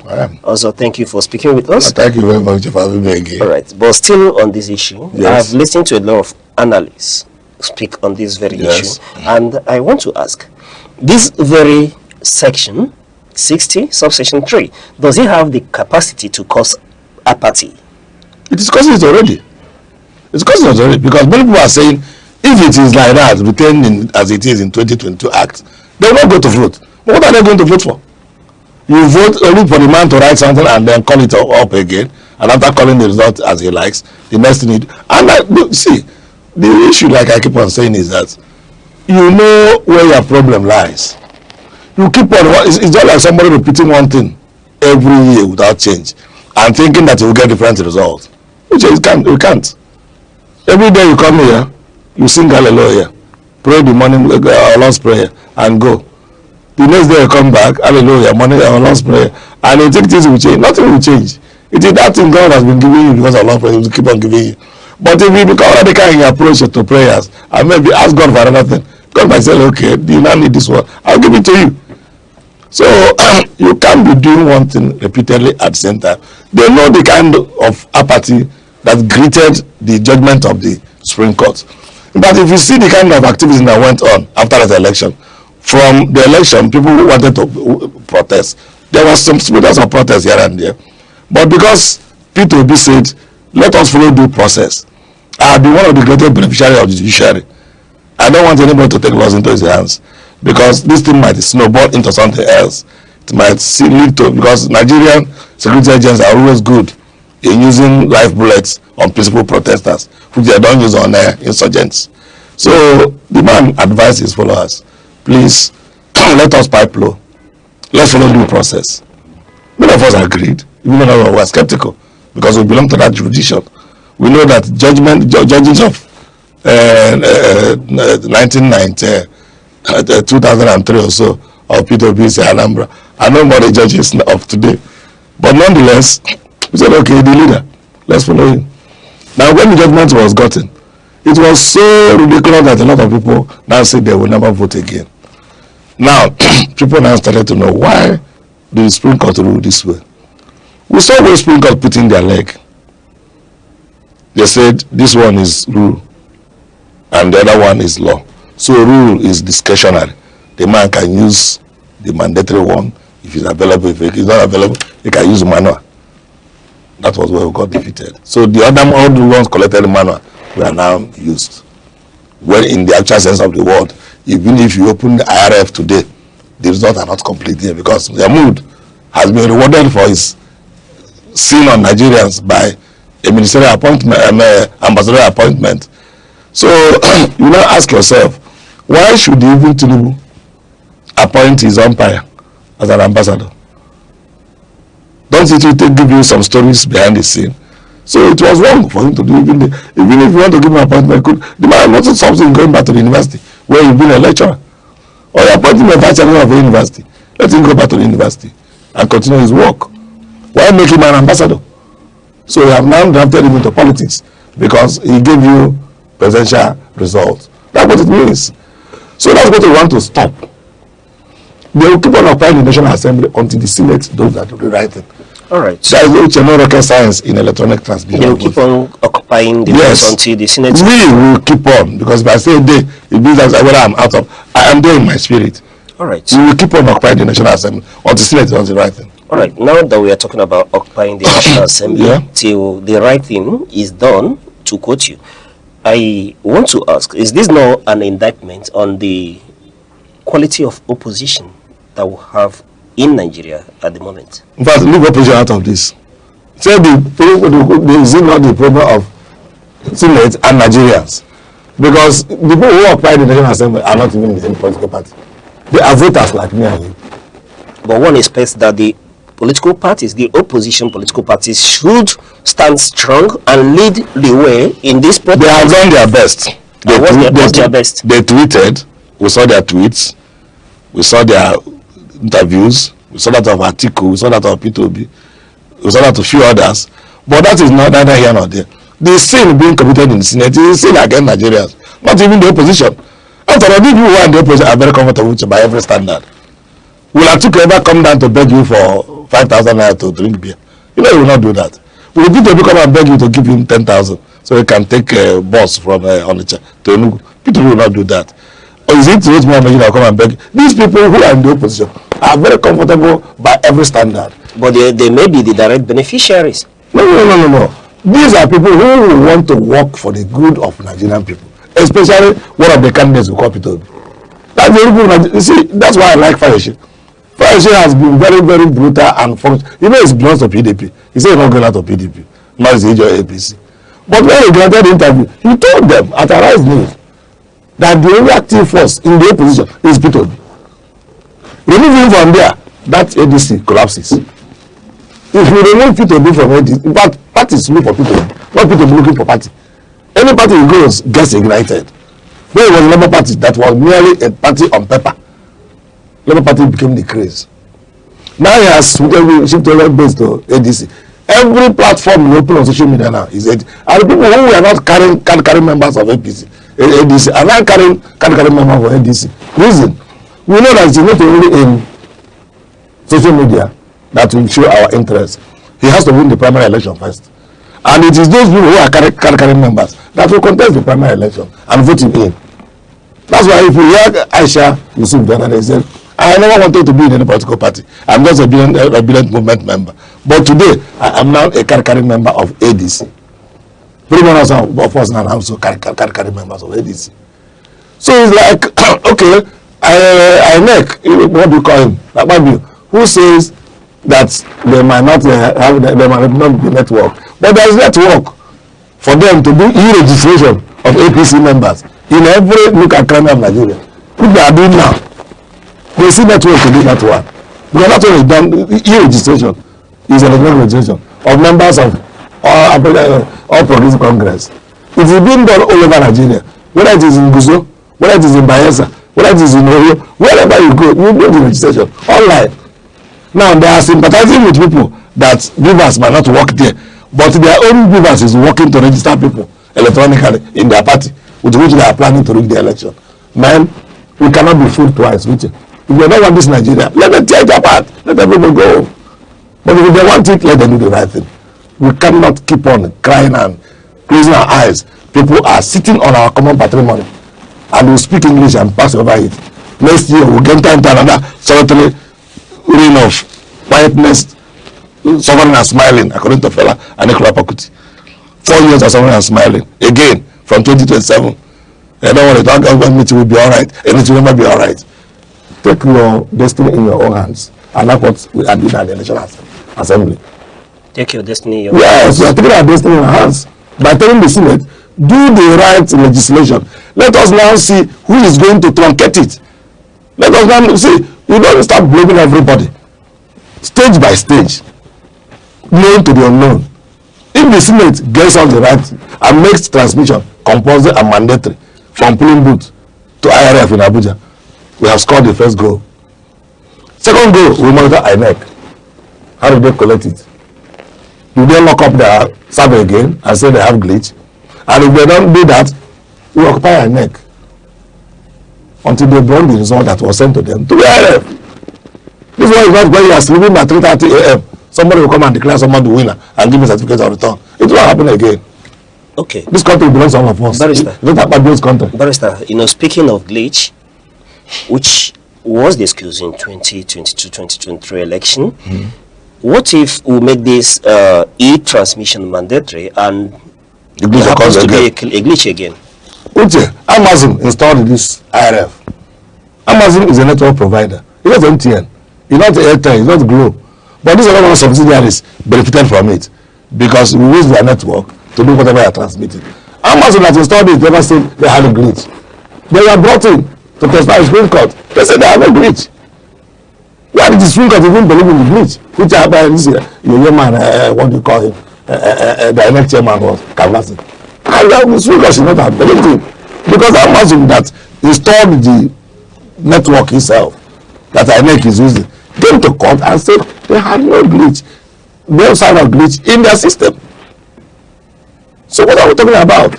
This is see, one thing with APC is that they say one thing in the morning, say another thing in the afternoon, and they want all of us to believe them. But because we are fools. This time around is not the APC, it's our representatives. No. Abagbe is APC. They have virtually colored everybody into APC. Don't you know that, which am I the one telling you? They have colored everybody into APC. All right. So apart from some of us who they think they are headache, who don't want to compromise. Otherwise, tell me why Peter Mba should should leave all the good work he did anyway and jump into APC. What is APC going to do for him? He's aligning Enugu State to the center. Which is center? To attract more investments. So now we witness the Southeast Development Commission. So Southeast has been there before he joined. Let you know.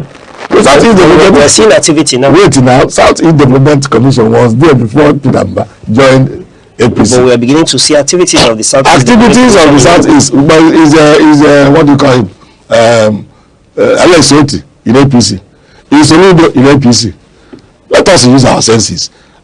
These are people who are even making progress. Go to the what is it called? Professionals of the social ranking. They ranked Alex Oti first, ranked Peter Mba second in Southeast in terms of development. So he's moving to APC wouldn't change those. No, that's why I said, right? Why should he move to APC? Because that ranking was done even before he moved to APC. Perhaps we expect more from him this time around. We will not, because he's going down rather. Truth. Because these things are on the ground. Many of the roads he's doing have been abandoned.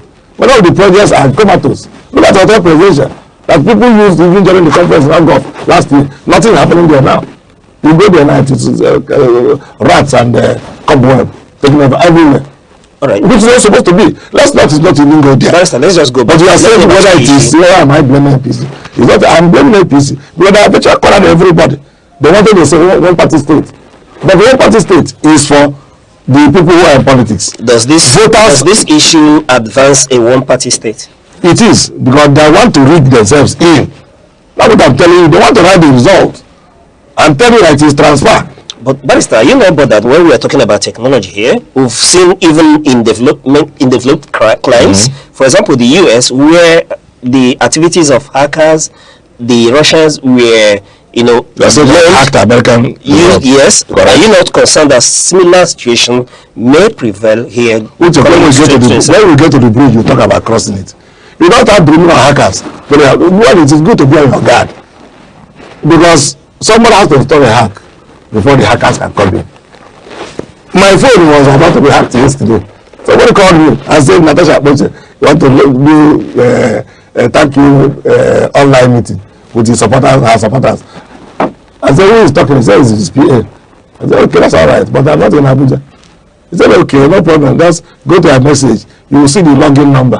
You can log in. When you log in, you join the meeting. I said, okay. I got I saw it in Chinese with the 6 numbers. I clicked the number to log in.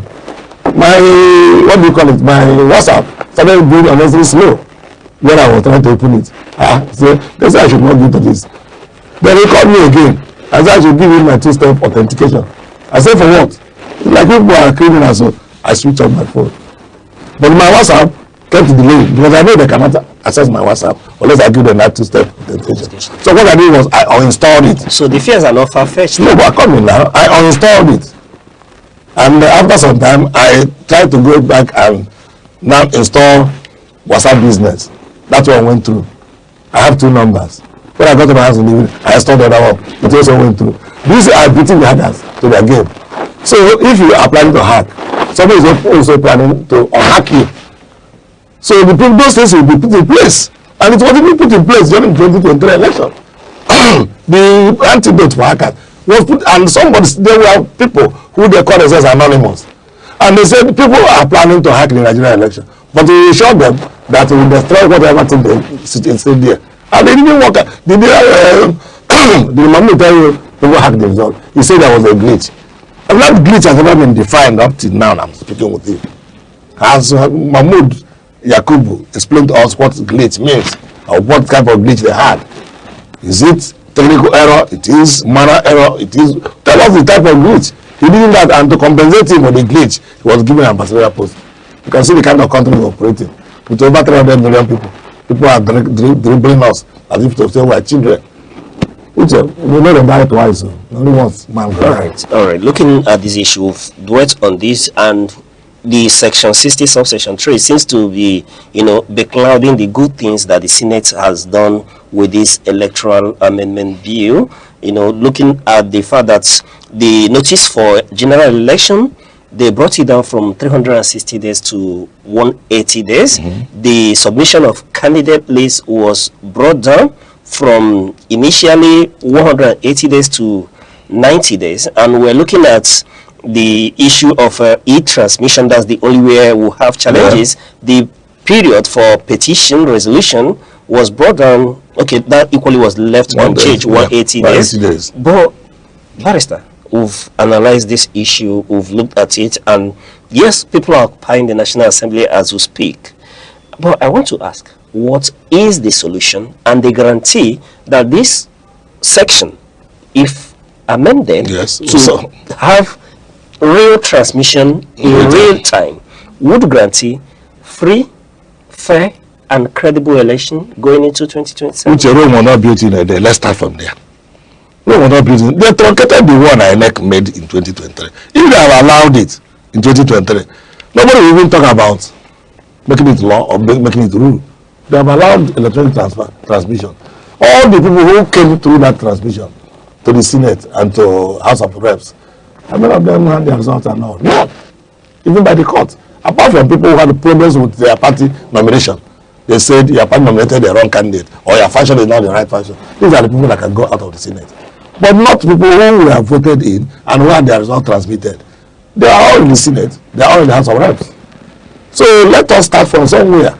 A journey of 1 million miles. We were not built in a day. That's what I told you. This section is the only albatross in the amendment. And that's why I'm giving everybody a headache.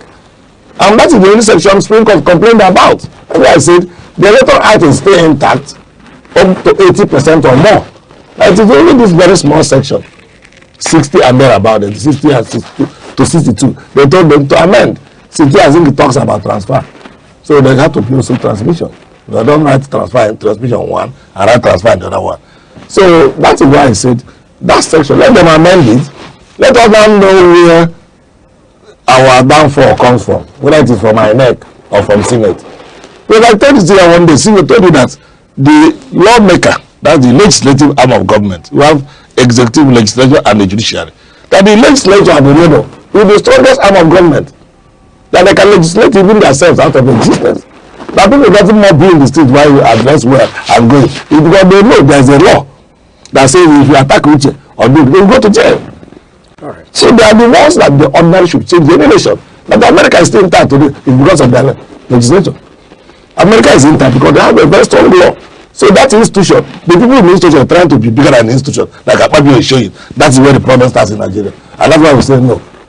Akpabio, let him pray that this insertion of this, what is trying to recall, does not cost him his Senate president. Because it's very likely to cost him that. All right. Also, thank you for speaking with us. And this is the much we can take on the discretionary trap today on the Insight. But do remember that your views matter. Let us know what you think about this issue with the hashtag The Insight on Aneke TV on Facebook, X, TikTok, and YouTube. Till we come your way same time tomorrow. I'm still your host, Uche Osai. Bye-bye.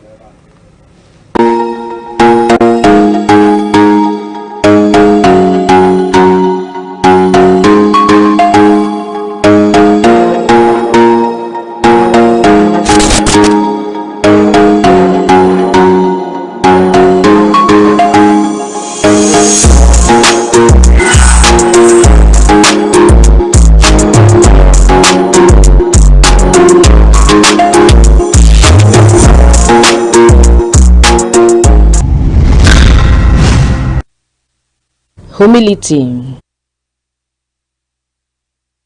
The eagles stand as a majestic symbol of strength, clarity, and vision. Its ability to soar above storms signifies resilience, while its shaped sight represents focus. This is why many nations, including Nigeria, use the eagle as an emblem of nation pride. Eagles do not fear challenges, they embrace them. They fly higher when the winds become strong, rising above obstacles rather than avoiding them. This teaches us that problems are not barriers, but stepping stones for those who dare. To live like an eagle is to stay focused, courageous, and disciplined. It is to see opportunities where others see only difficulties. The sky is not your limit, it is your launch pad. Across Nigeria, a powerful migration wave is reshaping the nation's economic and social landscape. Popularly known as Japa. The term captures the growing number of young professionals and skilled workers living in search of stability, opportunity, and systems that function. But beyond the emotional stories lies a deeper economic reality, one that demands urgent and practical solutions. We love you. Bye-bye.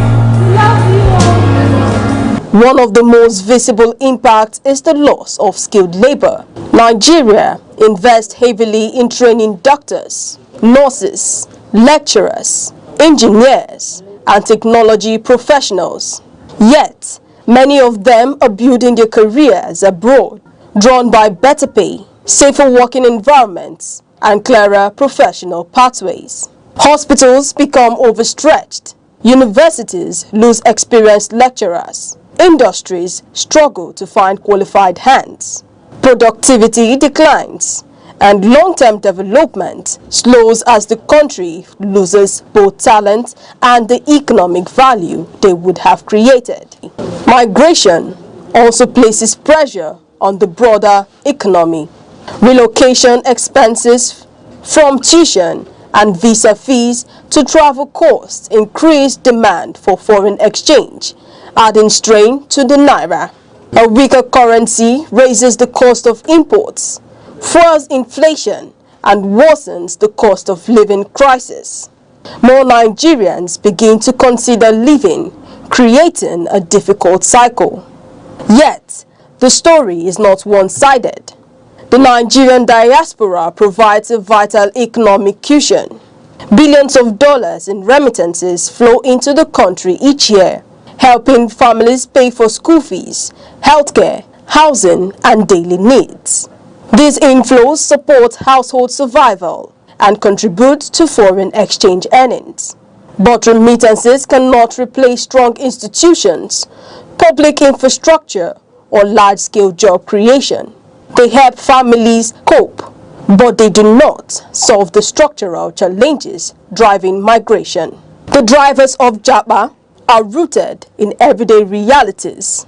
High unemployment and underemployment limit opportunities for young people to use their skills. Wages often fail to keep pace with rising costs of living. Infrastructural gaps, especially unreliable electricity, increase the cost of doing business and discourage investment. Insecurity and policy inconsistency further weaken confidence in building long-term futures at home. Reversing the trend begins with practical reforms that make staying in Nigeria a viable and attractive choice.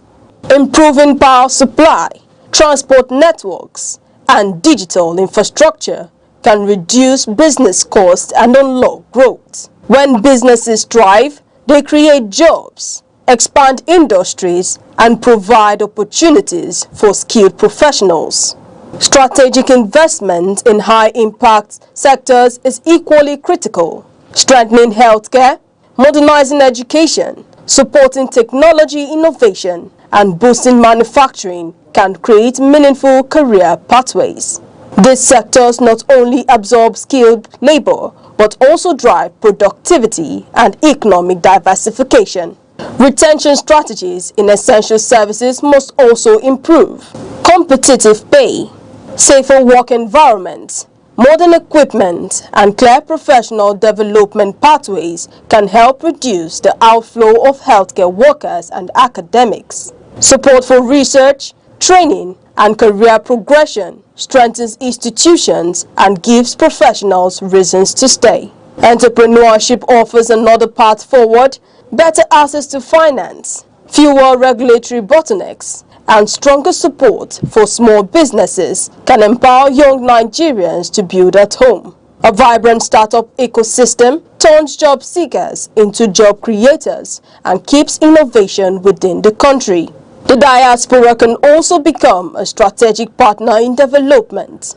Beyond remittances, Nigerians abroad bring skills, networks, and investment capital. Structured programs that encourage mentorship, knowledge transfer, and diaspora investment can transform brain drain into brain circulation when talent flows out and back in, strengthening both sides. At the center of all solution is trust, transparent governance, consistent policies, and visible improvements in public services rebuild confidence in national institutions. When people see progress in infrastructure, security, and economic management, the incentive to build a future at home grows stronger. Migration will always be part of a globalized world. The goal is not to stop movement, but to ensure it becomes a matter of choice, not necessity. By creating opportunities at home, valuing talent, and engaging citizens abroad as partners, Nigeria can turn the challenge of Japa into a pathway for renewal, resilience, and inclusive growth. My name is Dr. Emmanuel Ihechi Asonye. I am the CEO of Omenka App LLC. I created Omenka App for the preservation of Igbo language and culture. Omenka App was established in New Mexico, and it is headquartered in Albuquerque, but currently we are also being registered in Nigeria. We have a website. We are also on social media because my app is primarily for the Igbo community. In 2006, something significant happened among the Igbo community. UNESCO predicted that Igbo language was going to go into extinction, and that was because Igbo people are one of the most traveled people in the whole world. So the more children are born outside of Igbo land, the more they get disconnected. The app is on iOS, it's also on Android. Access the website and download the app from there. And over 2,000 people are using the app right now. But there's an app that will teach you about Igbo culture, Igbo people. We have Igbo poems, we have riddles and jokes, we have Igbo proverbs, then we have the word section where you are going to search Igbo words. Whatever word that you can find in English, you want to make sure it is found in the app in Igbo language. And I encourage everybody from their communities, you can do what we're doing in Omenka app with your own language and with your own culture. Do not allow your culture or your language to die.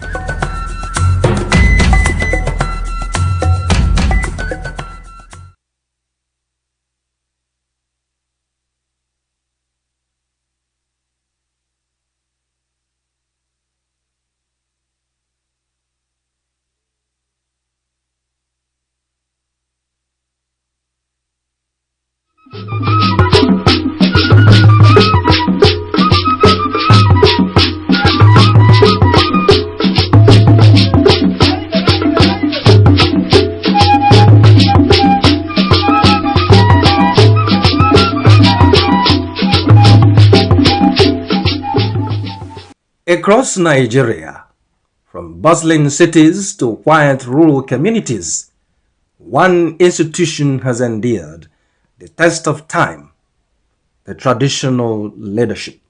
Long before modern governance structures emerged, these institutions were the heartbeat of society, providing leadership, justice, and social cohesion in ways that remain indispensable to this day. Traditional institutions are not merely ceremonial. They are custodians of Nigeria's rich and diverse cultural heritage. From the Obas of Yoruba land, the Emirs of the North, to the Igwe and Obi of Igbo land, traditional rulers preserve centuries of customs, language, festivals, and rituals. They ensure that the stories, values, and identity of their people are not lost in a rapidly changing world. What sets these institutions apart is their organic legitimacy. Unlike elected officials whose authority depends on periodic votes, traditional rulers derive their influence from ancestry, community consent, and deeply rooted cultural norms. This legacy makes them trusted arbiters, moral authorities, and stabilizing forces within their communities. Their position above partisan politics allows them to mediate dispute and guide society with a unique combination of wisdom and authority. At the grassroots level, traditional institutions are indispensable for governance and social order. They resolve dispute manage land and chieftaincy matters, and acts as intermediaries between local communities and government policy. In rural areas where former structures are often distant or overstretched, the presence of these leaders ensures continuity, fairness, and accessibility in governance. Beyond mediation, traditional rulers are catalysts for development. They mobilize communities. Every second, the world changes, markets rise, leaders speak, stories unfold. To keep up, you don't just need news, you need clarity, you need speed, you need perspective. That's why Aneke TV brings you the global pulse. Accurate, reliable, right when it matters most. Aneke TV. Move with the world.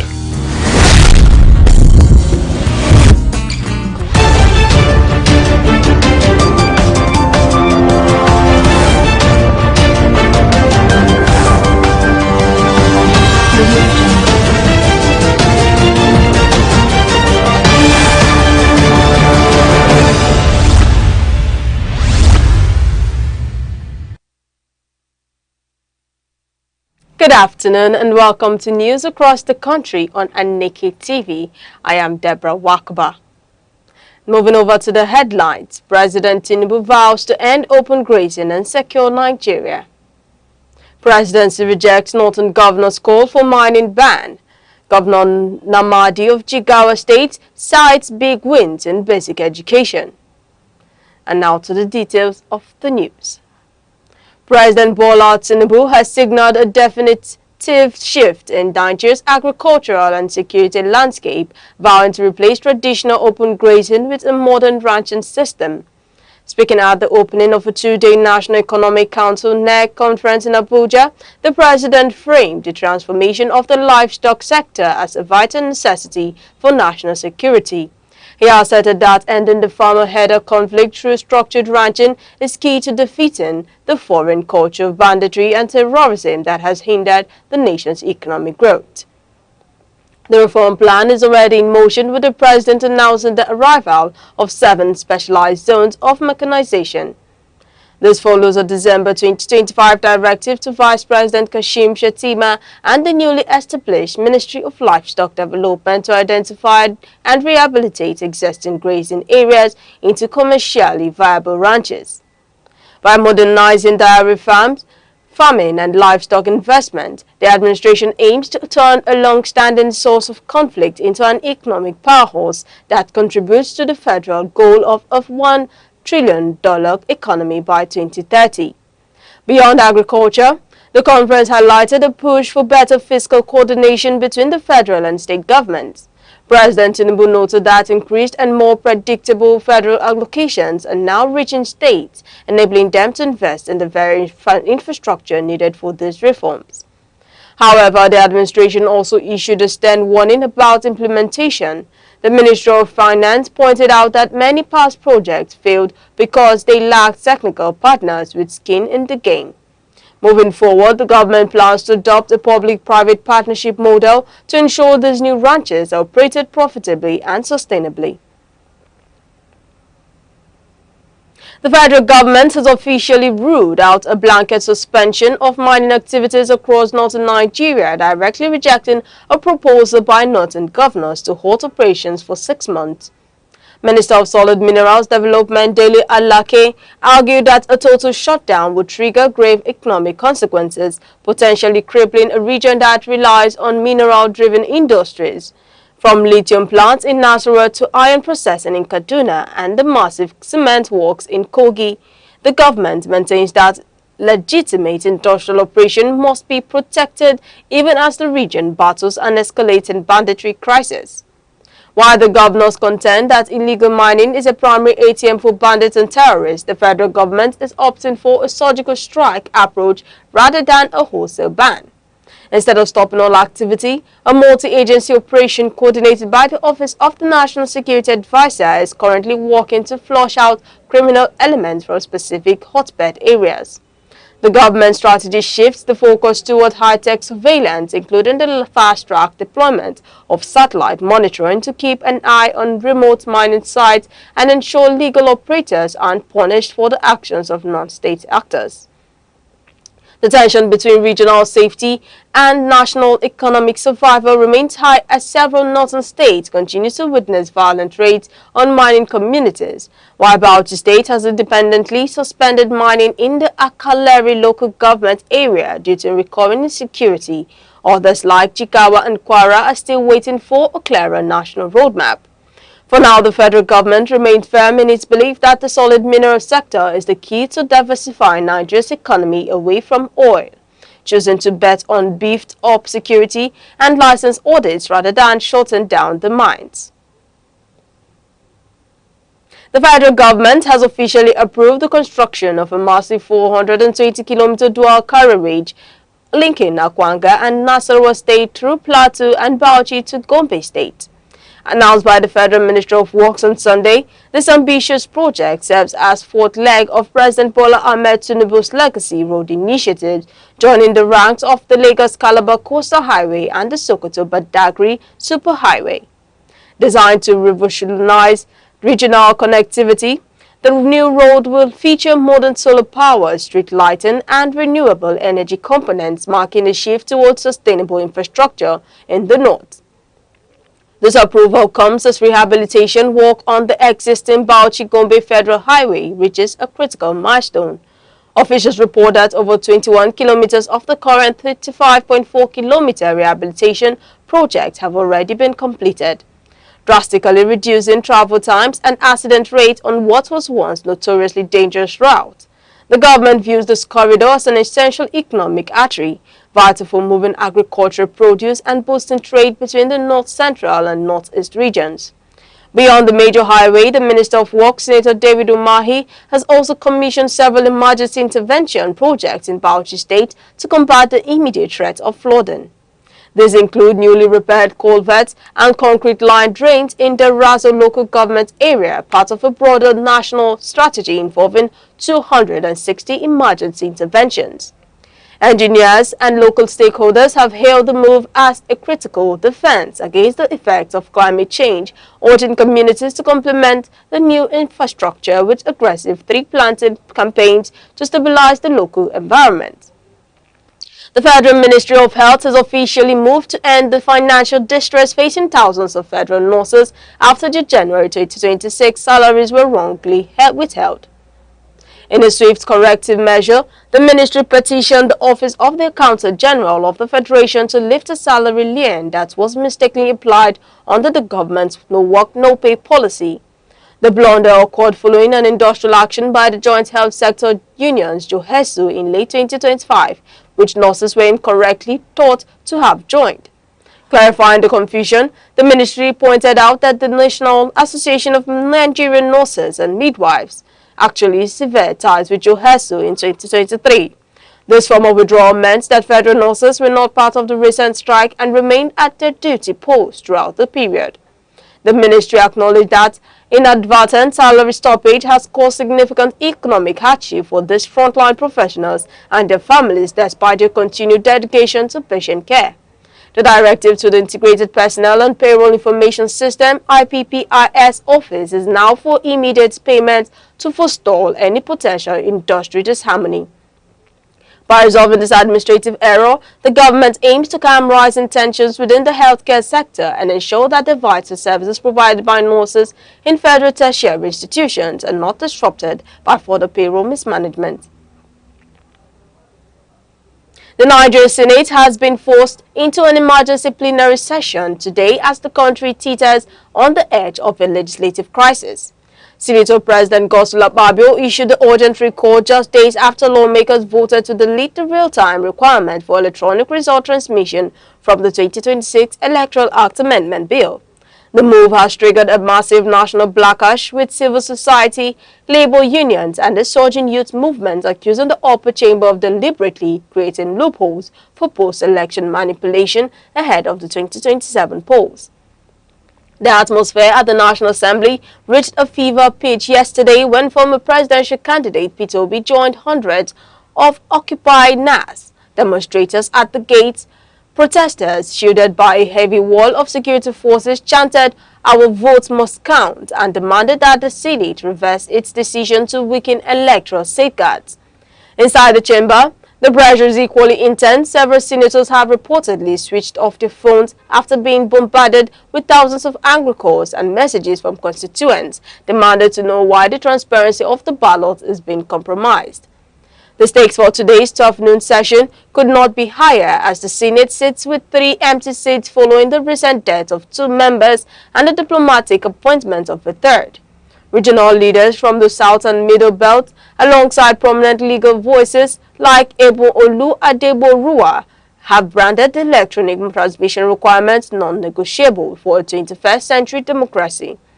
As the Harmonization Committee prepares to meet with the House of Representatives, which notably kept the real-time clause, this emergency sitting is being viewed as a defining moment for the Akpabio-led Senate to either restore public trust or face a sustained wave of nationwide unrest. Nigeria's First Lady, Senator Oluremi Tinubu, has revealed a massive escalation in the country's security efforts, admitting that while reforms are aggressive, a lot remains to be done. Speaking with Fox News Digital during a high-profile visit to Washington, D.C., Ms. Tinubu detailed a series of strategic maneuvers aimed at reclaiming territory from insurgents. She confirmed that the administration has authorized the recruitment of 50,000 new police officers and 24,000 soldiers, a significant surge in manpower designed to overwhelm criminal networks and restore order to troubled regions. Beyond pure numbers, the First Lady highlighted a shift in how the government utilizes its current forces. In a major policy pivot, 11,566 police officers previously assigned to protect VIPs have been recalled and sent to dangerous flashpoints in Plateau, Benue and Taraba states. Additionally, 10,000 forest guards have been officially armed to take the fight to terrorists using the nation's vast wilderness as hideouts. Ms. Tinubu also welcomed recent U.S. military intervention against militants, signaling a new era of open cooperation between Abuja and Washington in the war on terror. Addressing sensitive international criticism, the First Lady pushed back against claims by some U.S. lawmakers regarding a Christian genocide in Nigeria. She insisted that the violence is driven by indiscriminate criminality rather than religious targeting. Noted that the administration has spent its time in D.C. educating world leaders on the complex realities of Nigerian democracy. By linking these security measures to economic shifts like the removal of wealth subsidies, Ms. Tinubu framed the current struggle as a comprehensive battle for the long-term survival and stability of the nation. The House of Representatives has hailed the Economic and Financial Crimes Commission (EFCC) and the Nigeria Financial Intelligence Unit (NFIU) as the twin pillar of Nigeria's economic stabilization. Speaking during a budget review on Monday, Mr. Ginger Owusibe, chairman of the House Committee on Financial Crimes, credited the two agencies with restoring the nation's international standing. The centerpiece of his success was Nigeria's official exit from the Financial Action Task Force (FATF) grey list late last year, a move that signals to global investors that the country has successfully fixed its loopholes in anti-money laundering and counter-terrorism financing. Lawmakers emphasize that this clean bill of health from the FATF will make it easier and cheaper for Nigeria to access global credit and attract foreign direct investment. While acknowledging that many Nigerians are still feeling the pinch of economic reforms, the House noted that the 4.4% growth rate projected for 2026 depends heavily on the EFCC and NFIU continuing their work as deterrents to corruption. To ensure this momentum doesn't stall, the 10th House of Representatives is currently moving 4 critical bills designed to further align Nigeria's financial laws with global best practices. Former Minister of Humanitarian Affairs Dr. Betta Edu hosted the 11th Mayor of New York City, Eric Adams, at her Abuja residence on Sunday for a high-level dialogue on international cooperation. The meeting, which marked Adams' first international engagement since leaving office in December 2025, centered on strengthening the bond between Nigeria and the United States. The pair discussed a wide range of critical issues, including security, humanitarian crisis management, and the economic development of vulnerable communities under President Bola Tinubu's administration. Dr. Edu used the visit to present a citizen-centered view of Nigeria's security challenges, specifically addressing the funding gaps created by a recent decline in international aid. She emphasized that Nigeria's path to poverty alleviation is intrinsically linked to universal health coverage, noting that high out-of-pocket medical costs remain a major hurdle for the nation's poor. Edu urged Adams to utilize his global network to attract foreign direct investment and development grants, describing Nigerian economy as stabilized and ripe for partnership. For his part, Eric Adams praised the massive contributions of the Nigerian diaspora to the fabric of New York City, which hosts one of the largest Nigerian communities globally. He urged Nigerians abroad to remain deeply connected to their heritage, famously stating, "You are Nigerian American, not American Nigerian." Adams pledged to advocate for Nigeria on the world stage, promising to help mobilize resources to improve healthcare delivery, boost school enrollment, and tackle the root causes of poverty. In a major blow to criminal elements in Southeast, Nigeria's Army 14th Brigade has uncovered a cache of sophisticated improvised explosive device hidden deep within an Abia State forest. During a high-stake clearance operation on February 8, 2026, troops tracking to the Umuchima pipeline route discovered two locally fabricated bombs built into 5-kilogram gas cylinders. The devices were reinforced with nails and water gel explosive, indicating a lethal intent to target security forces or infrastructure in the region. The breakthrough followed credible intelligence provided by a suspect currently in custody who confessed to being a bomb-making expert for the proscribed indigenous people of Biafra, IPOB. Beyond the cylinder bombs, soldiers recovered detonators, electrical cables, and bags of nails used for shrapnel. The operation also resulted in the complete destruction of a camp used by the militants, marking a significant win for the military's ongoing efforts to stabilize the Ohafia axis. Brigadier General A.M. Diko, the brigade commander, praised his troops for their doggedness and professionalism in navigating the dangerous terrain. While the Army reports that the general security situation remains calm, they have warned that the environment is unpredictable and have placed all units on maximum vigilance. Ongoing exploitation of the Umuchima forest continues as troops search for more hidden caches and remaining insurgents. The Abia State government has officially shut down viral social media reports claiming Governor Alex Oti has sued the federal government at the World Court. The rumors allege that the governor initiated international litigation following the approval of a cargo airport in Aba, while also accusing the Nigerian government of marginalization and genocide. In a stinging rebuttal on Tuesday, the Commissioner for Information, Uke Kano, described the narrative as a fabricated, reckless attempt to inflame ethnic sentiments and create unnecessary tension within the country. Kano clarified that the state government has never contemplated nor initiated any international legal action, stressing that aviation infrastructure approvals are handled through established national regulatory frameworks. The commissioner lashed out at the authors of the report, suggesting that failed political actors and opposition elements are desperate to undermine Governor Oti's reform-driven administration. He emphasized that the governor remains a firm believer in national unity and constructive collaboration with the federal government rather than sensational or ethnic blackmail. The state government is now advising the public to disregard the report entirely and has urged media practitioners to verify information from official sources before publications.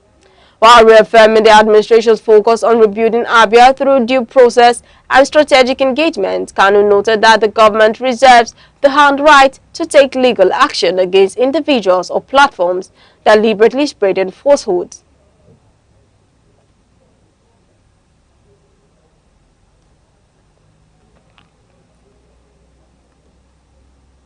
The National Agency for Food and Drug Administration and Control (NAFDAC) is moving to squash a wave of misinformation regarding the availability of one of Nigeria's most common antibiotics.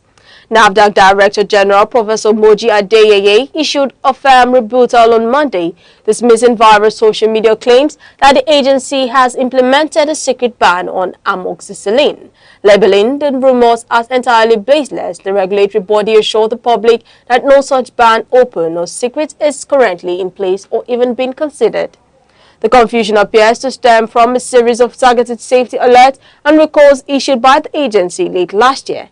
NAFDAC clarified that while they did pull specific substandard batches of brands like amoxicillin and amstomocil off the shelves in 2025 due to low active ingredients, this action will focus solely on those 40 products. These recalls are routine safety measures designed to protect patients from ineffective medicine and should not be mistaken for a blanket prohibition of the drug itself. NAFDAC is urging Nigerians to rely only on official government channels for health-related news and to disregard alarmist posts circulating on messaging apps. The agency reiterated its commitment to transparency, noting that any major regulatory shift or product ban will be communicated through a form of public notice. In a major blow to human trafficking syndicates, the National Agency for the Prohibition of Trafficking in Persons, NAPTIP, has successfully returned 46 women and children to the Katsina state government. The victims were intercepted at the Maiduguri border of Borno State while attempting to navigate irregular routes into the Republic of Chad. This latest rescue brings the total number of persons saved by NAPTIP's Katsina command to 70 in just the first week of 2026. Highlighting a persistent trend of a desperate citizen seeking greener pastures through dangerous means. The harrowing stories of the returnees reveal the deep-seated economic desperation driving these journeys. Among the victims were a mother of two who left her young children behind to seek tailoring work abroad, and a young woman who sold her livestock to fund a trip she hoped would pay for her marriage household items. Another mother of 8 recounted how she was lured by false promises of free medical care in Chad after losing her livelihood to severe injury. The testimonies underscores how traffickers exploit poverty and health crisis to lead vulnerable people into high-risk, undocumented migration. Receiving the victims, Katsina officials warned that such journeys often end in tragedy, with the victims losing contact with their families.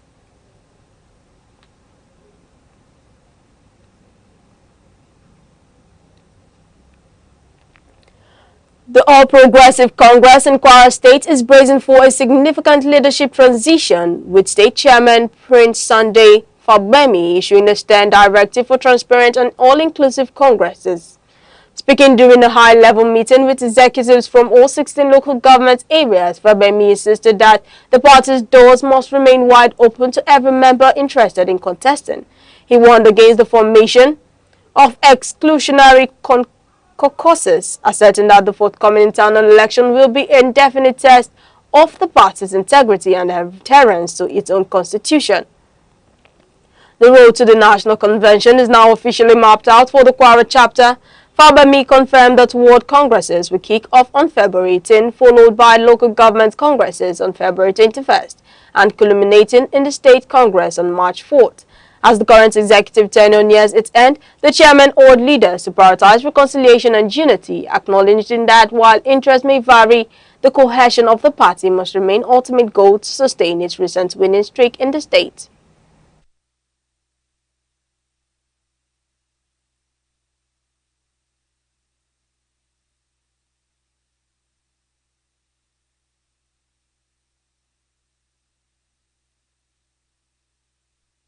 You're watching Aneke TV News across the country. Remember, you can follow us on Facebook, Instagram, TikTok, and YouTube, all at Aneke TV. Now here's a quick recap of the major developments in the news. President Tinubu vows to end open grazing and secure Nigeria. Presidency rejects Northern governor's call for mining ban. And coming up shortly, Governor Namadi of Jigawa State cites big wins in basic education. We'll be right back. Every second The world changes, markets rise, leaders speak, stories unfold. To keep up, you don't just need news, you need clarity, you need speed, you need perspective. That's why Aneke TV brings you the global pulse. Accurate, reliable, right when it matters most. Aneke TV. Move with the world.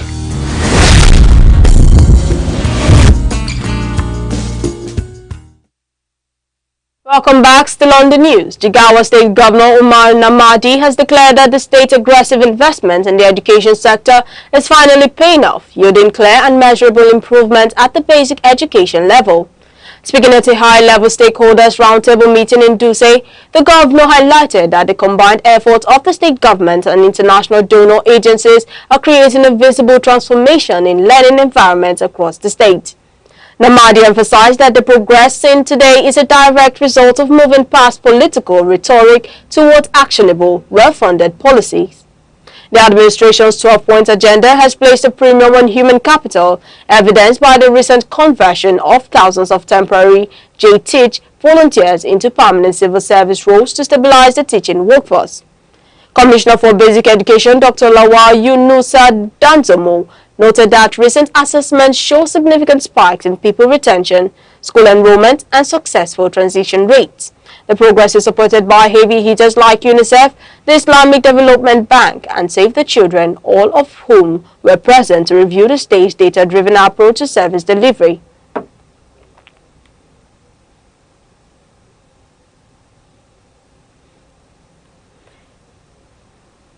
The Anambra State government has suspended the head teachers of 9 state-owned schools of 2 weeks following a dramatic lack of student attendance on Monday. The decision was announced by Dr. Vera Nwadinobi, chairman of the Anambra State Universal Basic Education Board, during a surprise monitoring exercise aimed at enforcing the state executive order against the sit-at-home practice. Despite teachers being present at their posts, several schools across Dunukofia, Idemili North, Oyi, and Obari local government areas recorded either 0 pupils or fewer than 5 children in their classrooms. The suspension is part of a broader push by Governor Charles Soludo's administration to restore full academic engagement and discipline within the public school system. Wadinobi expressed deep dissatisfaction with the findings, noting that the state has a zero-tolerance policy for negligence that undermines educational consistency.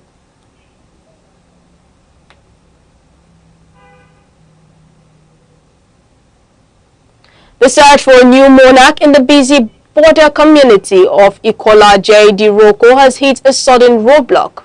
The Council of Kingmakers in Ikpokia local government area announced on Monday that the scheduled election to fill the vacant Oniko stool has been postponed indefinitely. Local government authorities cited serious security concerns as primary reason for the delay, effectively putting the succession process on ice just as 3 princes from the Odufa ruling house were set to face the ballot. The Kingmakers issued a stern warning against self-imposition following various social media reports claiming a new Oba-elect had already emerged. In a joint statement signed by 5 high-ranking chiefs, the council clarified that no one has been chosen to succeed the late Oba John Ojo, who passed away in May 2025. They described the online rumors as false and misleading, insisting that the legal process, which involves the supervised vote and the counting of ballots, has not even taken place.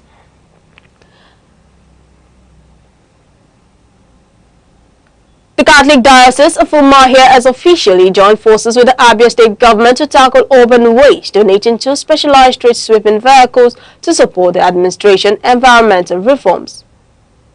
Handing over the equipment on Monday, Catholic Bishop Michael Kalu Wong urged Governor Alex Oti to remain relentless in his campaign against garbage and environmental degradation.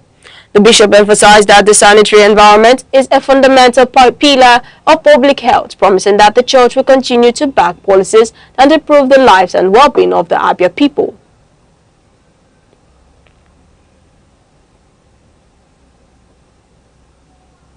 The Nigerian Association of Resident Doctors, NAD, has erupted in fury following a brutal physical assault on Dr. Adeniyi A at the Federal Medical Center, Owo. The physician was reportedly attacked by a group of individuals believed to be relatives of a surgical patient while he was actively providing care. Labeling the incident reprehensible and barbaric, NAD leadership warned that they will no longer stand by while their members are treated like punching bags within the very hospitals meant to be sanctuaries of healing and safety.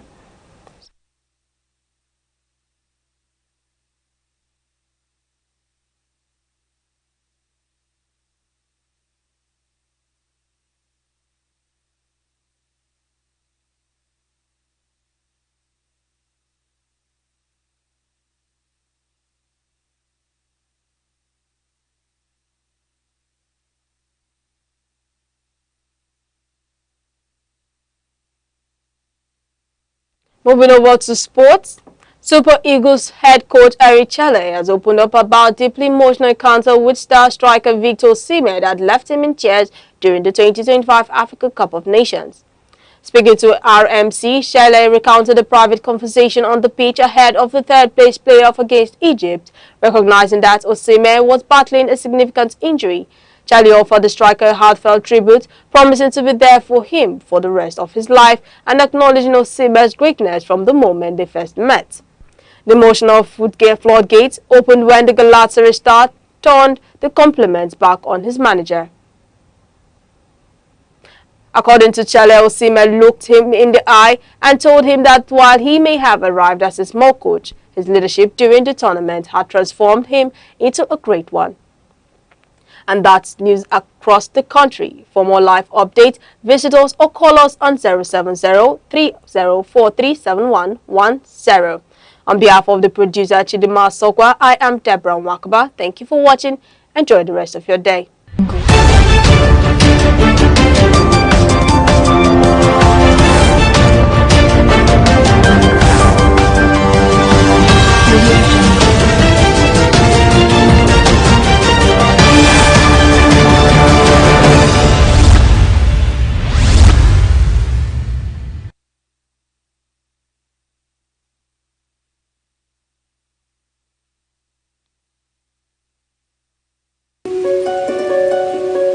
In a world that never stands still, where stories break in seconds and moments shape history, one station keeps you connected to your nation, to the continent, to the world.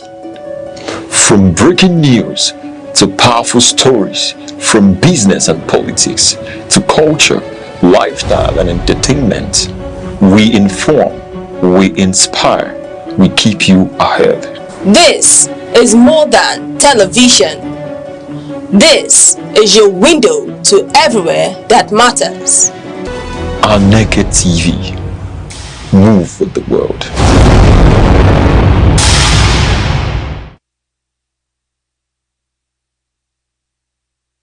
My name is Dr. Emmanuel Ihechi Asonye.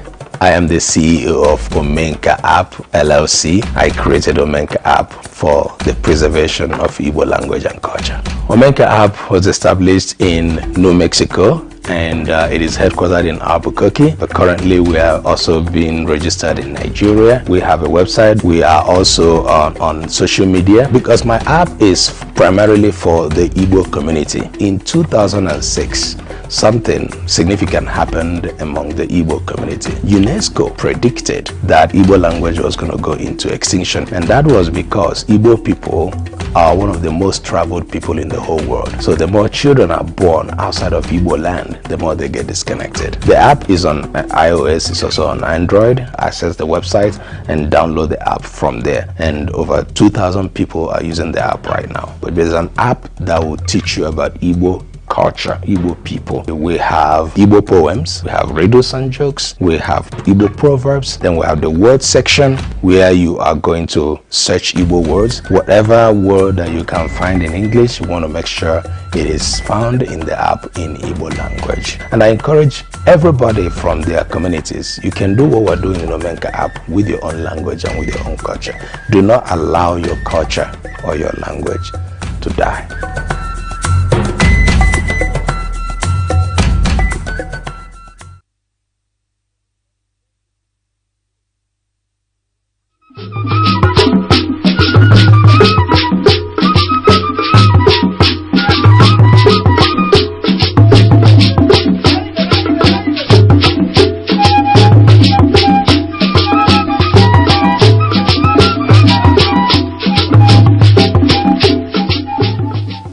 Across Nigeria, from bustling cities to quiet rural communities, one institution has endured the test of time: the traditional leadership.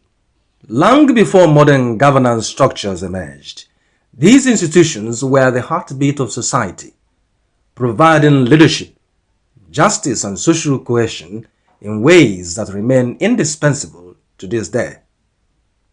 Traditional institutions are not merely ceremonial. They are custodians of Nigeria's rich and diverse cultural heritage. From the Obas of Yoruba land, the Emirs of the North, to the Igwe and Obi of Igbo land, traditional rulers preserve centuries of customs, language, festivals, and rituals.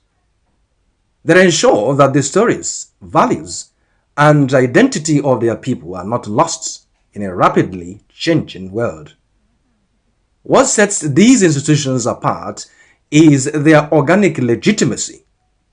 Unlike elected officials whose authority depends on periodic votes, traditional rulers derive their influence from ancestry, community consent, and deeply rooted cultural norms. This legacy makes them trusted arbiters, moral authorities, and stabilizing forces within their communities.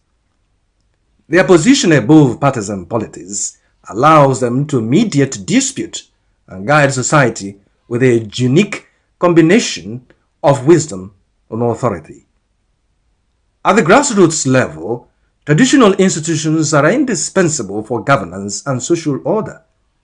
They resolve dispute, manage land and chieftaincy matters, and acts as intermediaries between local communities and government policy. In rural areas where formal structures are often distant or overstretched, the presence of these leaders ensures continuity, fairness, and accessibility in governance. Beyond mediation, traditional rulers are catalysts for development. They mobilize communities for education, healthcare, and infrastructure projects, while acting partnerships from governments and private entities. Their influence ensures that development initiatives are participatory, culturally appropriate, and sustainable. In this way, traditional leadership becomes a force for progress as well as preservation. Traditional institutions also play a vital role in maintaining security. By leveraging local knowledge and community networks, rulers provide essential intelligence and oversight, collaborating with security agencies to prevent and mitigate conflicts. Their involvement strengthens community resilience and reinforces the social contract between citizens and the state. Equally important is the moral and ethical dimension of traditional leadership. These institutions instill values of respect, integrity, communal responsibility, and peaceful coexistence. In a society grappling with ethical and social challenges, the guidance of traditional rulers remains a vital instrument for fostering discipline and virtue. In a nation as diverse as Nigeria, traditional institutions serve as a bridges of unity. They manage ethnic and cultural diversity, promote dialogue, and encourage mutual respect, while preserving distinct local identities. Through their wisdom, they help maintain harmony and stability across communities that might otherwise be divided. The traditional institution is far from a relic of the past. It is a dynamic, enduring pillar of Nigerian society, a custodian of heritage, a mediator of peace, a driver of development, and a moral compass for generations. To harness Nigeria's full potential, There must be a deliberate integration of these institutions into governance and national development strategies. For in preserving the past, guiding the present, and shaping the future, traditional leadership remains at the very heart of Nigerian life.